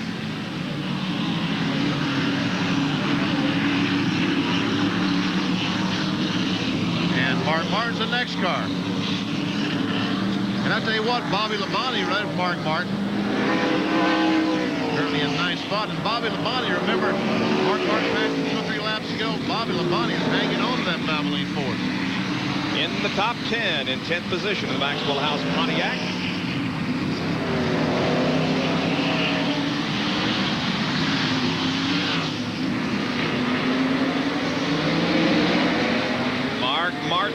involved in an incident with Kyle Petty earlier in the race, and we were able to eavesdrop on his spotter telling him what to do.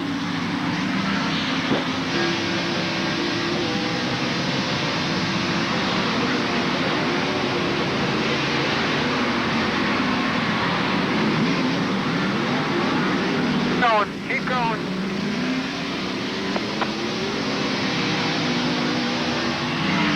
You heard the spotter telling Mark, keep going. We also saw why Kyle Petty went around, huh? Yeah. Little bit of contact. All right, we talked about Bobby Labonte. Now let's drop back another position and pick up Brett Bodine, who's running an 11th spot and doing a good job. The Bodines doing quite well here today with Jeff running second and Brett in 11th. Now the ride with Bill Elliott, who's in 12th spot. Budweiser fourth. Bill headed into turn 7 here now. Right on his back bumper is the car number 8 of Jeff Burton. Highest running Max Race Car rookie of the race. He also has the points lead in the rookie standings for the year.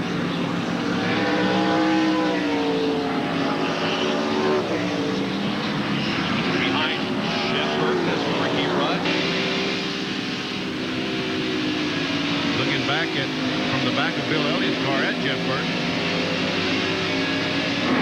As they come down towards turn 11, towards me, we see Elliott trying to get on the inside.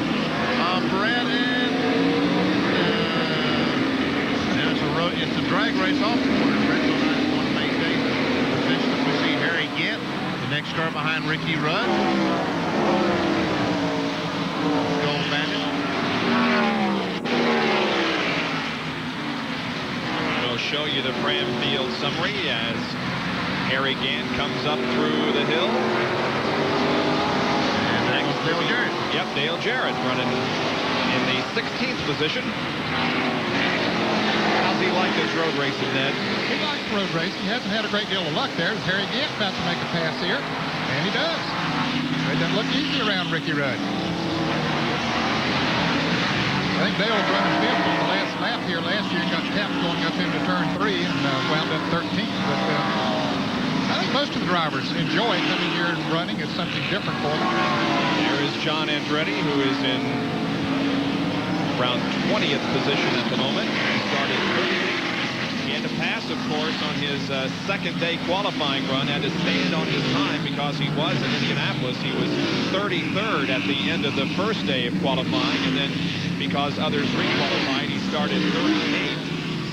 Now Harry Gant is trying to pass Jeff Burton. Yeah, he came in on the outside of him coming into turn 7. He's really getting racy here, Bob. He might try to make a pass going into 11 there in front of Benny Parsons. Harry has chosen to run Hoosier tires here in this race. He's been sort of back and forth this year between Goodyear and Hoosier. The running Hoosier here today seemed to be working pretty good, but Jeff Burton's running Hoosier also. Meanwhile, here comes Elliott still on the inside of Brett Bodine, trying to get on the inside of Brett Bodine. He does make it as Martin makes a pit stop. These guys are coming off the corner. Here comes Martin down towards you, Jerry. And Benny Parsons, Martin's cruising. They are inside the window where they can make it the rest of the way. He is currently in 9th position on the lead lap. Was following Kenny Schrader, who was in 8th spot.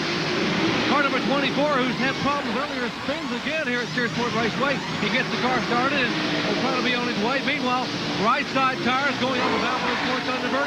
What should be the final scheduled stop for Mark Martin. Now left side tires going on. Left front and left rear. They have it full of fuel. Martin here on lap 52. Just 22 laps away from completion. He is down and away. No, Jerry, I think that's a good strategy on Mark Martin's part. If caution comes out, it'd be the best thing in the world.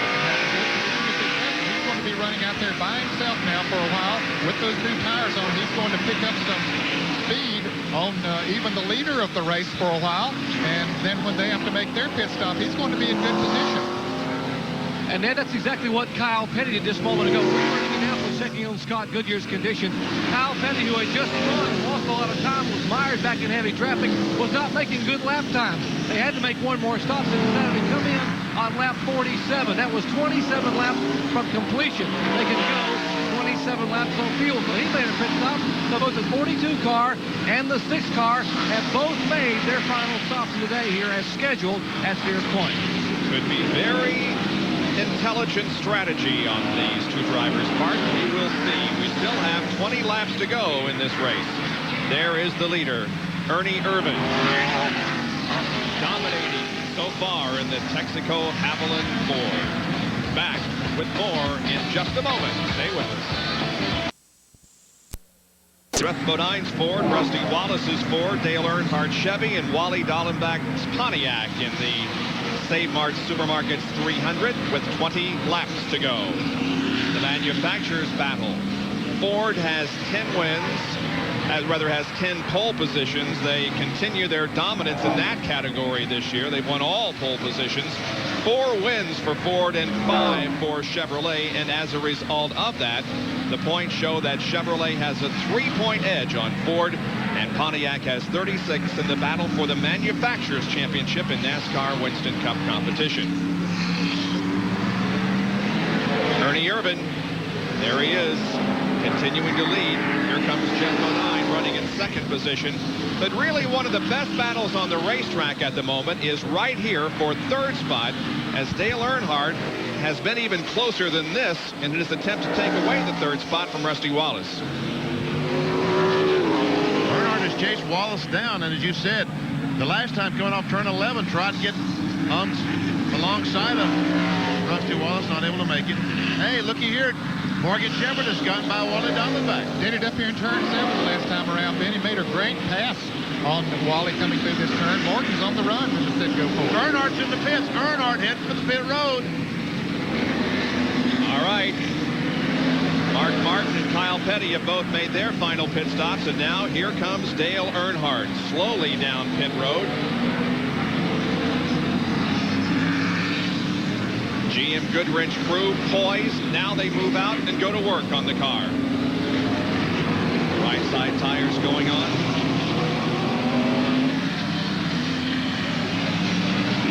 Jack down on the left, now to on the right, I should say, now to the left. Rick Mack and Dale Jarrett made pit stops the last lap around. Earnhardt gets it 18.5 seconds. We saw Ricky Rudd go by, or coming into the pits. Michael Waltrip is in, so is Brett Bodine and Jeff Burton. These pit stops occurring under green. There goes Brett pulling out. Burton is rolling. They'll pass by Michael Waltrip, who's still getting tires on the left side of that car. There he is in the background. Now he pulls out. Ricky Rudd is moving off, and Ted Musgrave now moves up to challenge Wally Dallenbach, who has dropped back 1 position and now is being challenged for another. He's struggling. That's for doggone sure, Bob. Oh, Todd Bodine is into the tires. And he's spinning the tires, but he's going no place. We see the right rear spinning. And that will bring out the caution. But Ernie Irvan, he needs to give, he did not go into pits so that these guys stay on the racetrack. Irvan's going to be mired way, way back as we see Jeff Bodine in the pit. John Vernon. Benny, could be a big break for Jeff Bodine. As you mentioned, Ernie Irvan, the leader, did not get on pit road. Jeff has made his way all the way up from his 26th starting position to second. It's a 4-tire change. Right's already on, left side's going on. Second can of gasoline. Bodine sitting in the car patiently. They finally get the lug nuts tight, and now Jeff Bodine is headed down pit road. Rusty Wallace also in. The Miller Genuine Draft Ford getting service. They move to the left side of that car. Tires on. He is moving. Bill Elliott is on pit road, and the battle on the racetrack continues as Musgrave takes the spot from Dallenbach. So apparently the caution didn't come out then, Bob. No, it did not. I just looked over to the flag stand, and no, it is not waving, so we do not have a full course caution. Wow, Ted Musgrave just doing a tremendous job. He is now up to third spot. Morgan Shepherd is second. Musgrave is third. Dallenbach back to fourth. And Bobby Labonte is fifth. Still a pretty good battle there. There's Ernie Irvan, is the leader. However, he should be coming into the pits before too long. Let's see if he does this time. Benny? Yes, he's coming. He's heading for pit road. He knows he's got to get in here because if that caution does come out, he is dead in the water. And Jerry Punchy's heading towards you.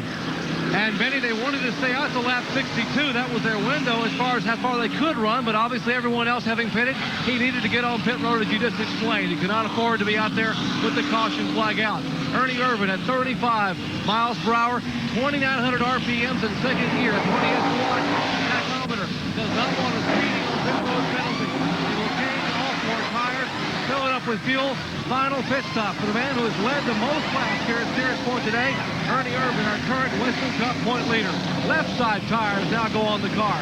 Jack beneath the car. Jackman slips and falls. Now gets the car off the ground. Left front, left rear is full of fuel. Pulls Jack, and he is away. Just a little shy of 20 seconds in the battle that was on the racetrack between Ted Musgrave and Wally Dallenbach. Both of those drivers have come in. They're finishing up the work on Wally Dallenbach's car. Now he is down. Ted Musgrave is already rolling. Back coming out of the pits, and here comes Wally.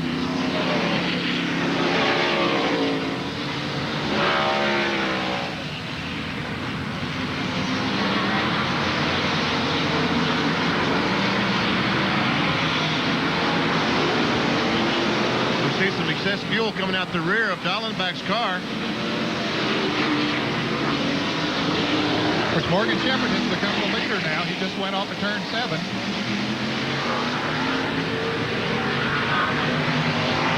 Ernie Irvan with the pit stop has fallen back to second. The leader is Morgan Shepherd. There he is. But he needs a pit stop before long. Won't be long. I think, yeah, he's heading for pit road right now. Slows. Goes right by me. Hi, Morgan. Did he wave at you? No, he didn't. He was busy. He's probably too busy. Well, this will complete now the cycle of those running up front in their pit stops. John Kernan, tell us about the pit stop. Morgan Shepherd pulls it in, hits the mark where Glenn Wood is holding out the signboard. This is another one of the brand new cars. A lot of teams having brand spanking new cars to bring out here. It will be a 4-tire change. As they work around the right side, they'll swing around to the left already. Eddie Wood working on that left front tire. Left rear also going on. They've got enough fuel in the car already. Morgan gunning the engine as Rusty loads it down. 19.1 seconds, a 4-tire change. That was an even better stop than Ernie Irvan had. And the 22 car of Bobby Labonte is off course, and that's unfortunate because he was in the top 10. Perhaps if he gets out there, he can maintain it.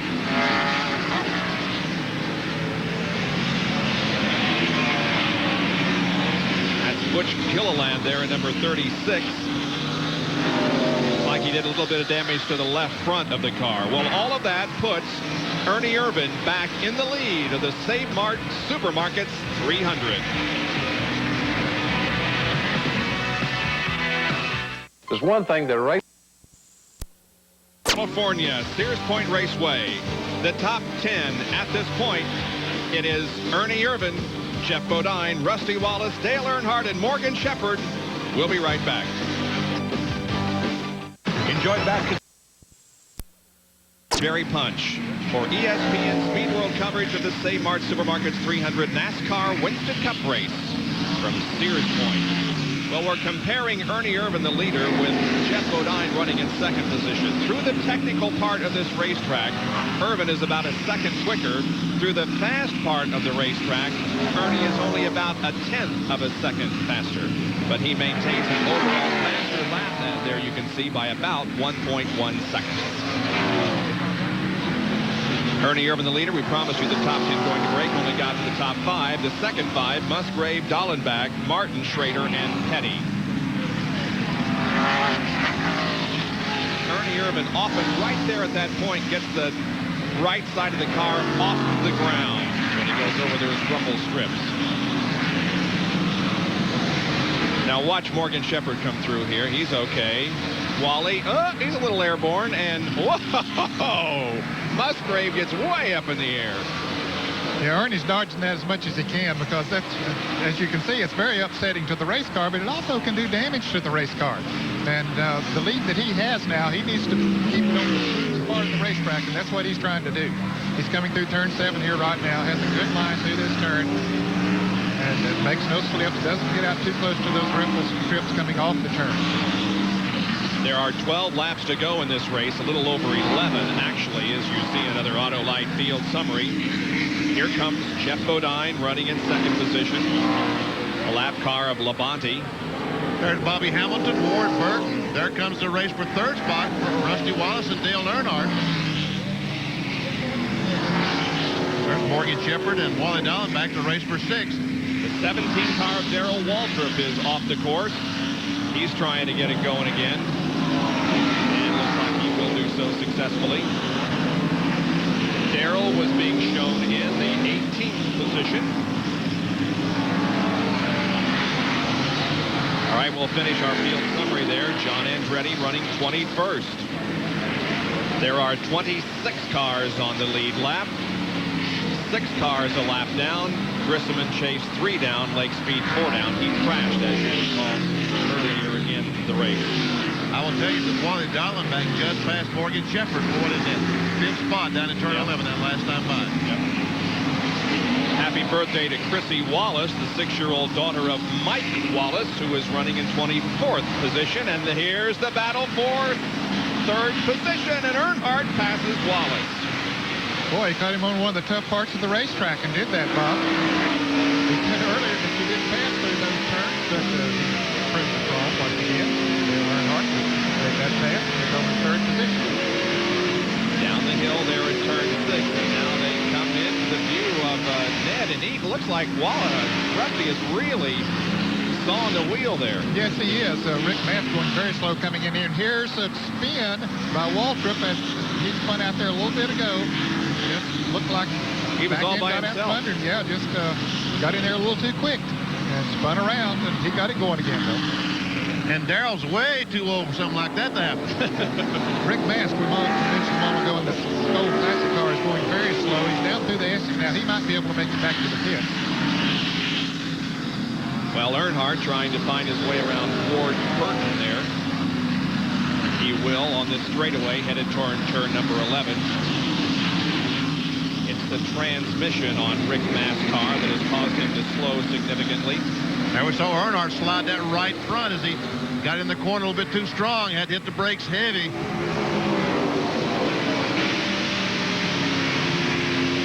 Fourth gear, we see Rusty in 4th. He's going up the hill, turn 1. 3rd gear, back to 2nd for turn 2. He accelerated and tried to catch Dale Earnhardt, but looks like to avail. There's 2A. I guess that's 3. There's 3A. Rusty up on the rumble strip, getting the right side of the car airborne. There we see Earnhardt once again sliding in right front. Yep.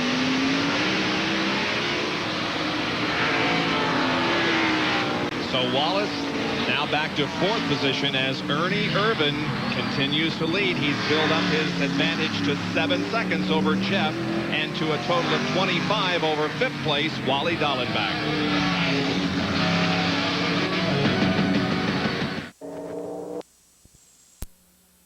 Where Ernie Irvan continues to lead the St. Mark's Supermarkets 300. It's been an easy race so far for Ernie Irvan, and he only has 8 laps to go. Here is the best battle on the racetrack for 6th, Shepherd in 21 and Ted Musgrave in 16. And they're coming down towards turn 11 right now. Musgrave once again going to try to outbrake Morgan or get him in the corner too deep. Morgan does go way high now. Musgrave is going to try. But here comes Morgan back on the outside, inside, whichever way you want to call it. Maintains that position. Well, it was a drag race off of corner number 11, but Morgan was able to maintain his position as they came down through turn 12, crossed the start-finish line, and now heading up the hill once again.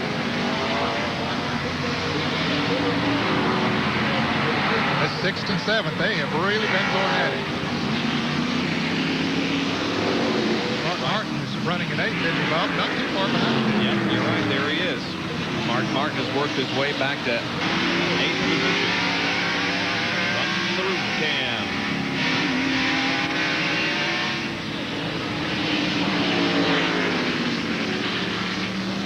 Oh, there's...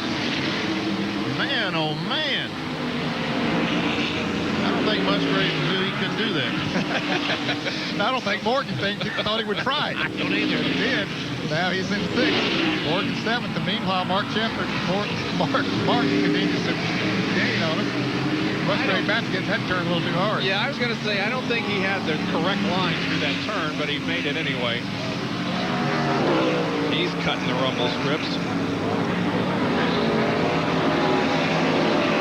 Morgan Shepard, 6th in the NASCAR Winston Cup points coming in, 310 behind the leader, Ernie Irvan. Ernie Irvan, by the way, you'll recall, started from the pole position, and he could win $15,200 in Unocal bonus money. The race has never been won from the pole here at Sears Point.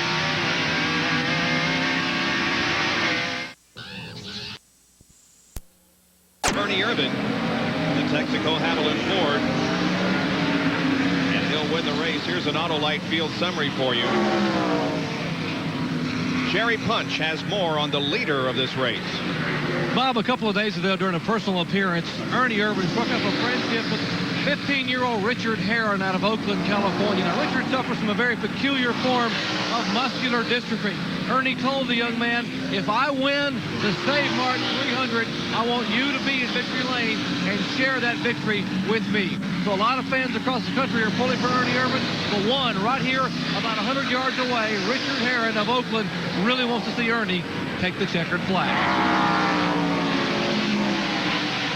Nice move on Ernie Irvan's part.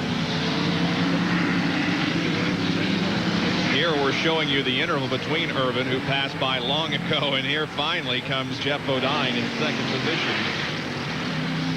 And with less than 6 laps to go, I think Jeff figured it out. He's not going to win unless something happens to Ernie. I think you're right. Now we're looking for the 3 car, who's in 3rd position. There's Dale.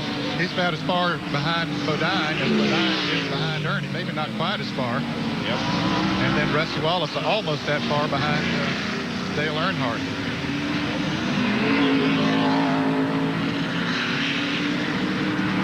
Up through the S's comes Dale Earnhardt.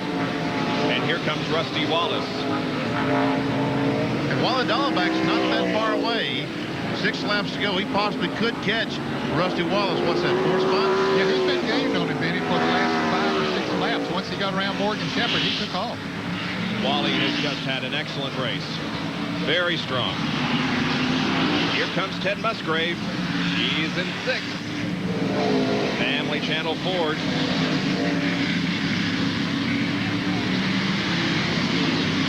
And there's 7th, Morgan Shepard, coming through. And right behind him is Mark Mart. We'll take a ride with his suspension cam.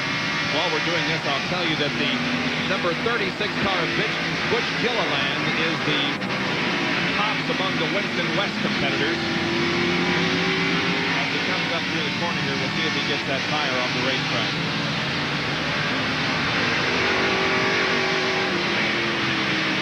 Now you see him run over the rumble strip. Didn't get it off the ground, but you did see the tire go over the rumble strip. There we see the brake rotor turn cherry red when he hits the brake.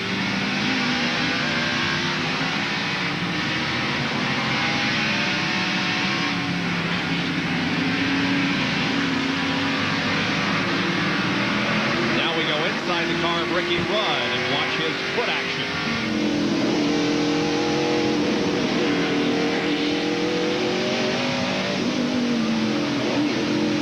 Pumping the brake, getting it slowed down, then transferring over to the accelerator.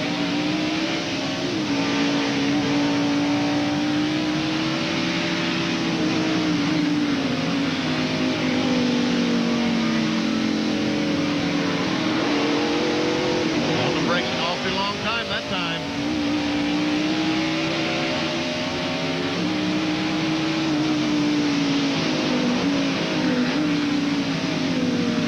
Here we see Rudd right behind Jeff Burke. That's about you, isn't it, Dan? Yes, right in front of us, coming off of turn 7 right now. By the way, Jeff is the highest among the rookies at this point. The brake light, by the way, on the telemetry is not working, but you can get an idea of the RPMs and the speed that they're achieving gear that they're in. Shifting to fourth there. 134 miles an hour. Yep, down to... Well, they're going to come towards me with it. He will be the slowest he's going to be down in turn 11.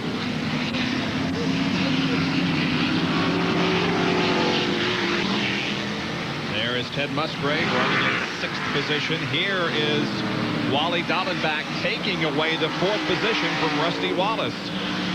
Dallenbach to 4th with now less than 4 laps to go.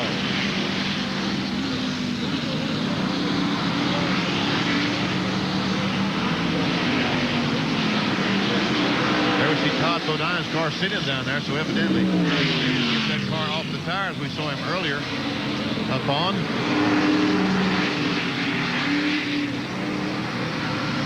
Here they come off turn 7. Going back to Rusty. Here's out through the S's. There's Ernie Irvin right in front of Eddie. Yep. Comes through, and I tell you what, the car has just been so good through this corner.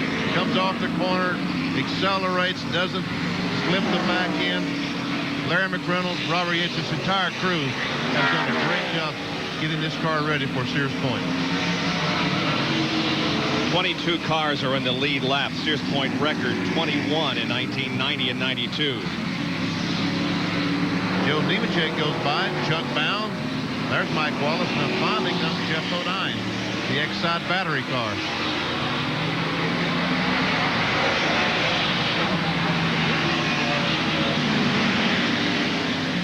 Jeff Gordon in the pits for a few laps. He's 12 down in 36th position. Jeff also passing Mike Wallace, who is 23rd, a lap down. Here's Earnhardt coming through in 3rd spot.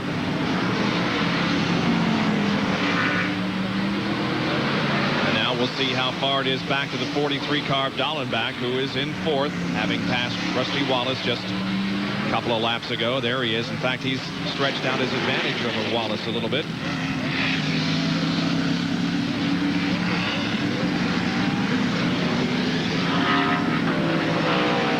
Wallace may have been hung up behind Greg Sachs there in the U.S. Air car. Coming into turn 7 right now, Bill Elliott having a problem with the Budweiser Ford.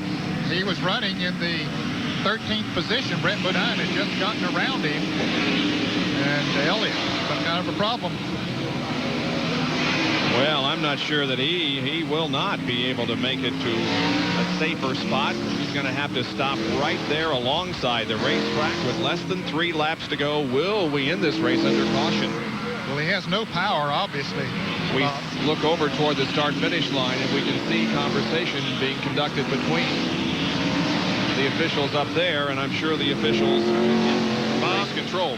Bill Elliott is using the starter to try to get that car away from the hill and down as far as he possibly could as Ernie Irvin goes by. But the starter's only going to let it go for so long. Now, maybe it will roll on its own down this hill. Yeah, it looks like it's picking up speed as he goes downhill.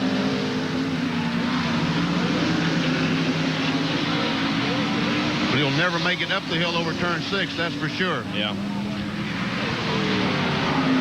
The question is, can he get it far enough off course or in a position where it is not a hazard? As he goes down the hill here, he might be able to get the car to a safe location. We'll see. Well, he's trying. Yeah, there we go. Yep. There he does. Great. Okay, no caution then. Here's Irvin. Through the S's once again. Through the S's, that's through turn 9. Now back to the right is 10, and straight towards me, turn 11. He won here in 1992. And if things continue to go well, he'll chalk up another victory. Here he comes off of corner number 11, crossing the line. White flag, 1 lap to go. 1 lap to go. Here's Jeff Burton, the highest rookie at the moment. And this is a battle for 15th position between Burton and Ricky Rudd.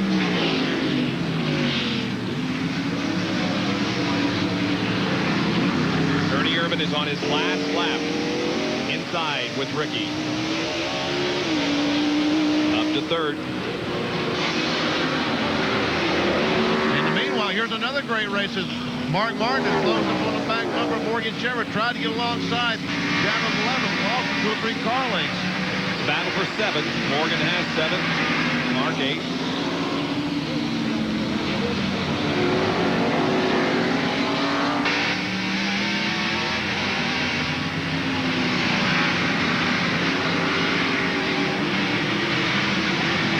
Ernie Irvin, meanwhile, coming into turn 7, Bob. Just nice and smooth around here. No traffic in front of him. Hutch Strickland is up, a couple hundred yards in front of him, but no threat as he comes through the S's here. Just nice and smooth as he has done most of the day. I'll tell you, don't often see a car that dominant in NASCAR Winston Cup competition. As Benny said earlier, that crew did their homework, prepared a great car. Ernie Irvin has done a great job of driving it today as he heads towards Benny. And they took this car to Road Atlanta, just north of Atlanta last week, and tested it for 2 days so that be assured, get all the bugs worked out, and it looks like Road Atlanta is a very good tested place for Sears Point. Off of corner number 11, Ernie Irvin sees the checkered flag waving, and Ernie Irvin crosses the line and wins his 3rd race of 1994 and registers his 12th career win in his 186th start. Ernie Irvin from Modesto, California wins the Save Mart Supermarket 300 at Sears Point in Sonoma. We pick up on this best battle on the racetrack between Burton and Rudd. They just left turn 7. Here they come up through the S's. Rudd, one of the best road racers in the business. His Ford sort of mangled a little bit today. Got involved with Mark Martin earlier in the race. But he continues to drive hard. Wants that other position if he can get it. That'd be 4 points if he could pick it up and a little bit of money as well. Right now, Burton is in 14th, Ricky in 15th. How they look headed to you, Benny? Looks like Rudd's going to try to outbrake him. No, not going to be able to do it. Burton moves over, outbreaks Rudd. Now Rudd's going to come on the inside. They're going to drag race towards you, Bob. Oh, this is going to be a good finish. It is a drag race to the line. And, Rudd, I think, got him by maybe a fender. That was a good battle. And Jerry is with Larry McReynolds. Larry, that's what I call domination. What an outstanding day you guys had. Congratulations. I'm telling you, that's great. You know, I know airtime's short, but there's 3 guys that I got to thank with all my heart that's not only helped this race team, but myself as Larry, and that's Bob Riley, Mike, and Jackie Laughlin. Man, what a great race car today, and they all played a big part in it. I want to thank the guys back at the engine shop. We come out here with a skeleton crew because they're home working on stuff for the Winston, and happy birthday, Linda. Linda McReynolds, his wife, had a birthday on Friday. Her husband, she gave him up to come to Sears Point and win it out here for Ernie Irvin. Ernie Irvin wins the Save Mart Supermarkets 300 at Sears Point Raceway, and the crowd salutes the champion. We'll be right back.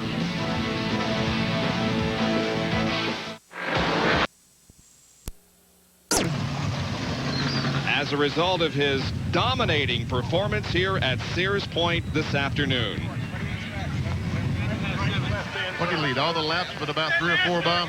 Yeah, I think was all but 5 or 6. I'll check on that officially in a few minutes. But yeah, it was just total domination by Ernie Irvin. He led 67 out of the 74. Benny. You ready? Coming out. And now Ernie gets out of the car, and the crowd salutes him, and Dr. Jerry Punch is right there. Had a big smile at Ernie. This crowd from not far from where he's from, Modesto, California. Ernie, congratulations. Salinas, California. Salinas, okay, I'm sorry. Modesto's a suburb of Salinas. Ernie keeps correcting me. Ernie, congratulations. Thank you. I'll tell you what, this is America. I mean, you can come from California, go back east, go racing, and come back to California and win. So that's a neat thing. You know, I owe a lot of thanks to a lot of people, and you know, Robert and Larry and Bob Riley's probably one that's an unsung hero that helped build this car, and he's a road race expert, and maybe I can give me a job road racing somewhere, but Lee Morris is a big part of it, and Kim and Jordan aren't here today. We want to say hi to them, and Jordan, I'll be home in a little while. I'll play with you. Ernie, some of the other crew chiefs said you were in a world all your own today. No one could touch you in class. I tell you, you know, I've only had a car that was even close to this one, and that was the time I had to go to the back and come back to the front with the 4-car, and this car was even better than that, and it was pretty awesome all day. And, you know, it was a brand new car. Larry and them did it, and like I said, Bob Riley had a big part in it, and it was the best car I've ever drove. Now, you're from Salinas, California, but I'm told you've never seen the Golden Gate Bridge and been able to do any kind of relaxing out here. Can you do it now?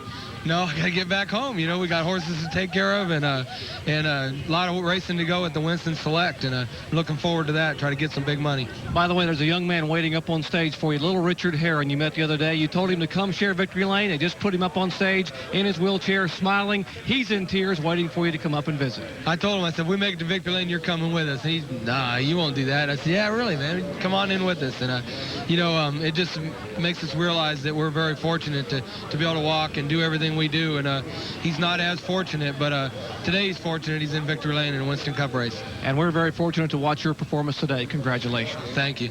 Ernie Irvin in victory lane, and they're going to celebrate here for a long time on the front stretch. Bob? Ernie Irvin gives Ford another win in the 1994 NASCAR Winston Cup Series. We take a look at the manufacturers' points battle. They are tied. Chevrolet and Ford each with 75 and Pontiac at 40. We'll be back to wrap it up here in just a few moments, and then stay tuned for a wrap-up from the Indianapolis Motor Speedway. Stay with us.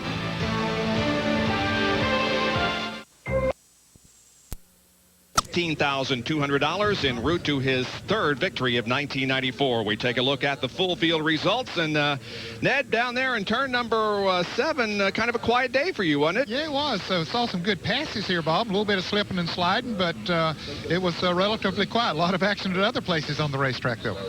And Benny, did you get enough to eat down there? Oh, yeah, 2 big plates full, but, you know, Ricky Rudd and Mark Martin, the only 2 serious collisions down here, had several spinouts, but Mark Martin, Ricky Rudd, and Rudd, I think, probably suffered the most damage with that damage to the left front, which hurt the aerodynamics, also the brake ducts. And, of course, the really big crash of the race involved John Krebs and Derek Cope. And for a while, it looked pretty bad, but neither driver was injured, and that's the good news as we complete the full field rundown of the Save Mart Supermarkets 300 with Corelli and Krebs and Cope finishing in 42nd and 43rd. Now the top 10 in points, not much change. Irvin remains on top, Earnhardt second, Martin Schrader third and fourth, and Morgan Shepherd moves up to 5th again as Rusty Wallace drops down to 6th position. Lake Speed, Ricky Rudd, Kyle Petty, and Ted Musgrave complete the top 10 in NASCAR Winston Cup points. I tell you what, that Ernie Irvin is making Earnhardt's job tough to win that 7th. Our next NASCAR Winston Cup telecast will be on Saturday morning, July the 2nd at 11 o'clock Eastern Time. The Pepsi 400 live from Daytona International Speedway in Florida. Once again, our congratulations to Ernie Irvin, the winner of the Save Mart Supermarkets 300 here at Sears Point Raceway in California. We thank you for joining us here on behalf of Ned Jarrett, Benny Parsons, Dr. Jerry Punch, and John Kernan. This is Bob Jenkins thanking you for joining us tonight.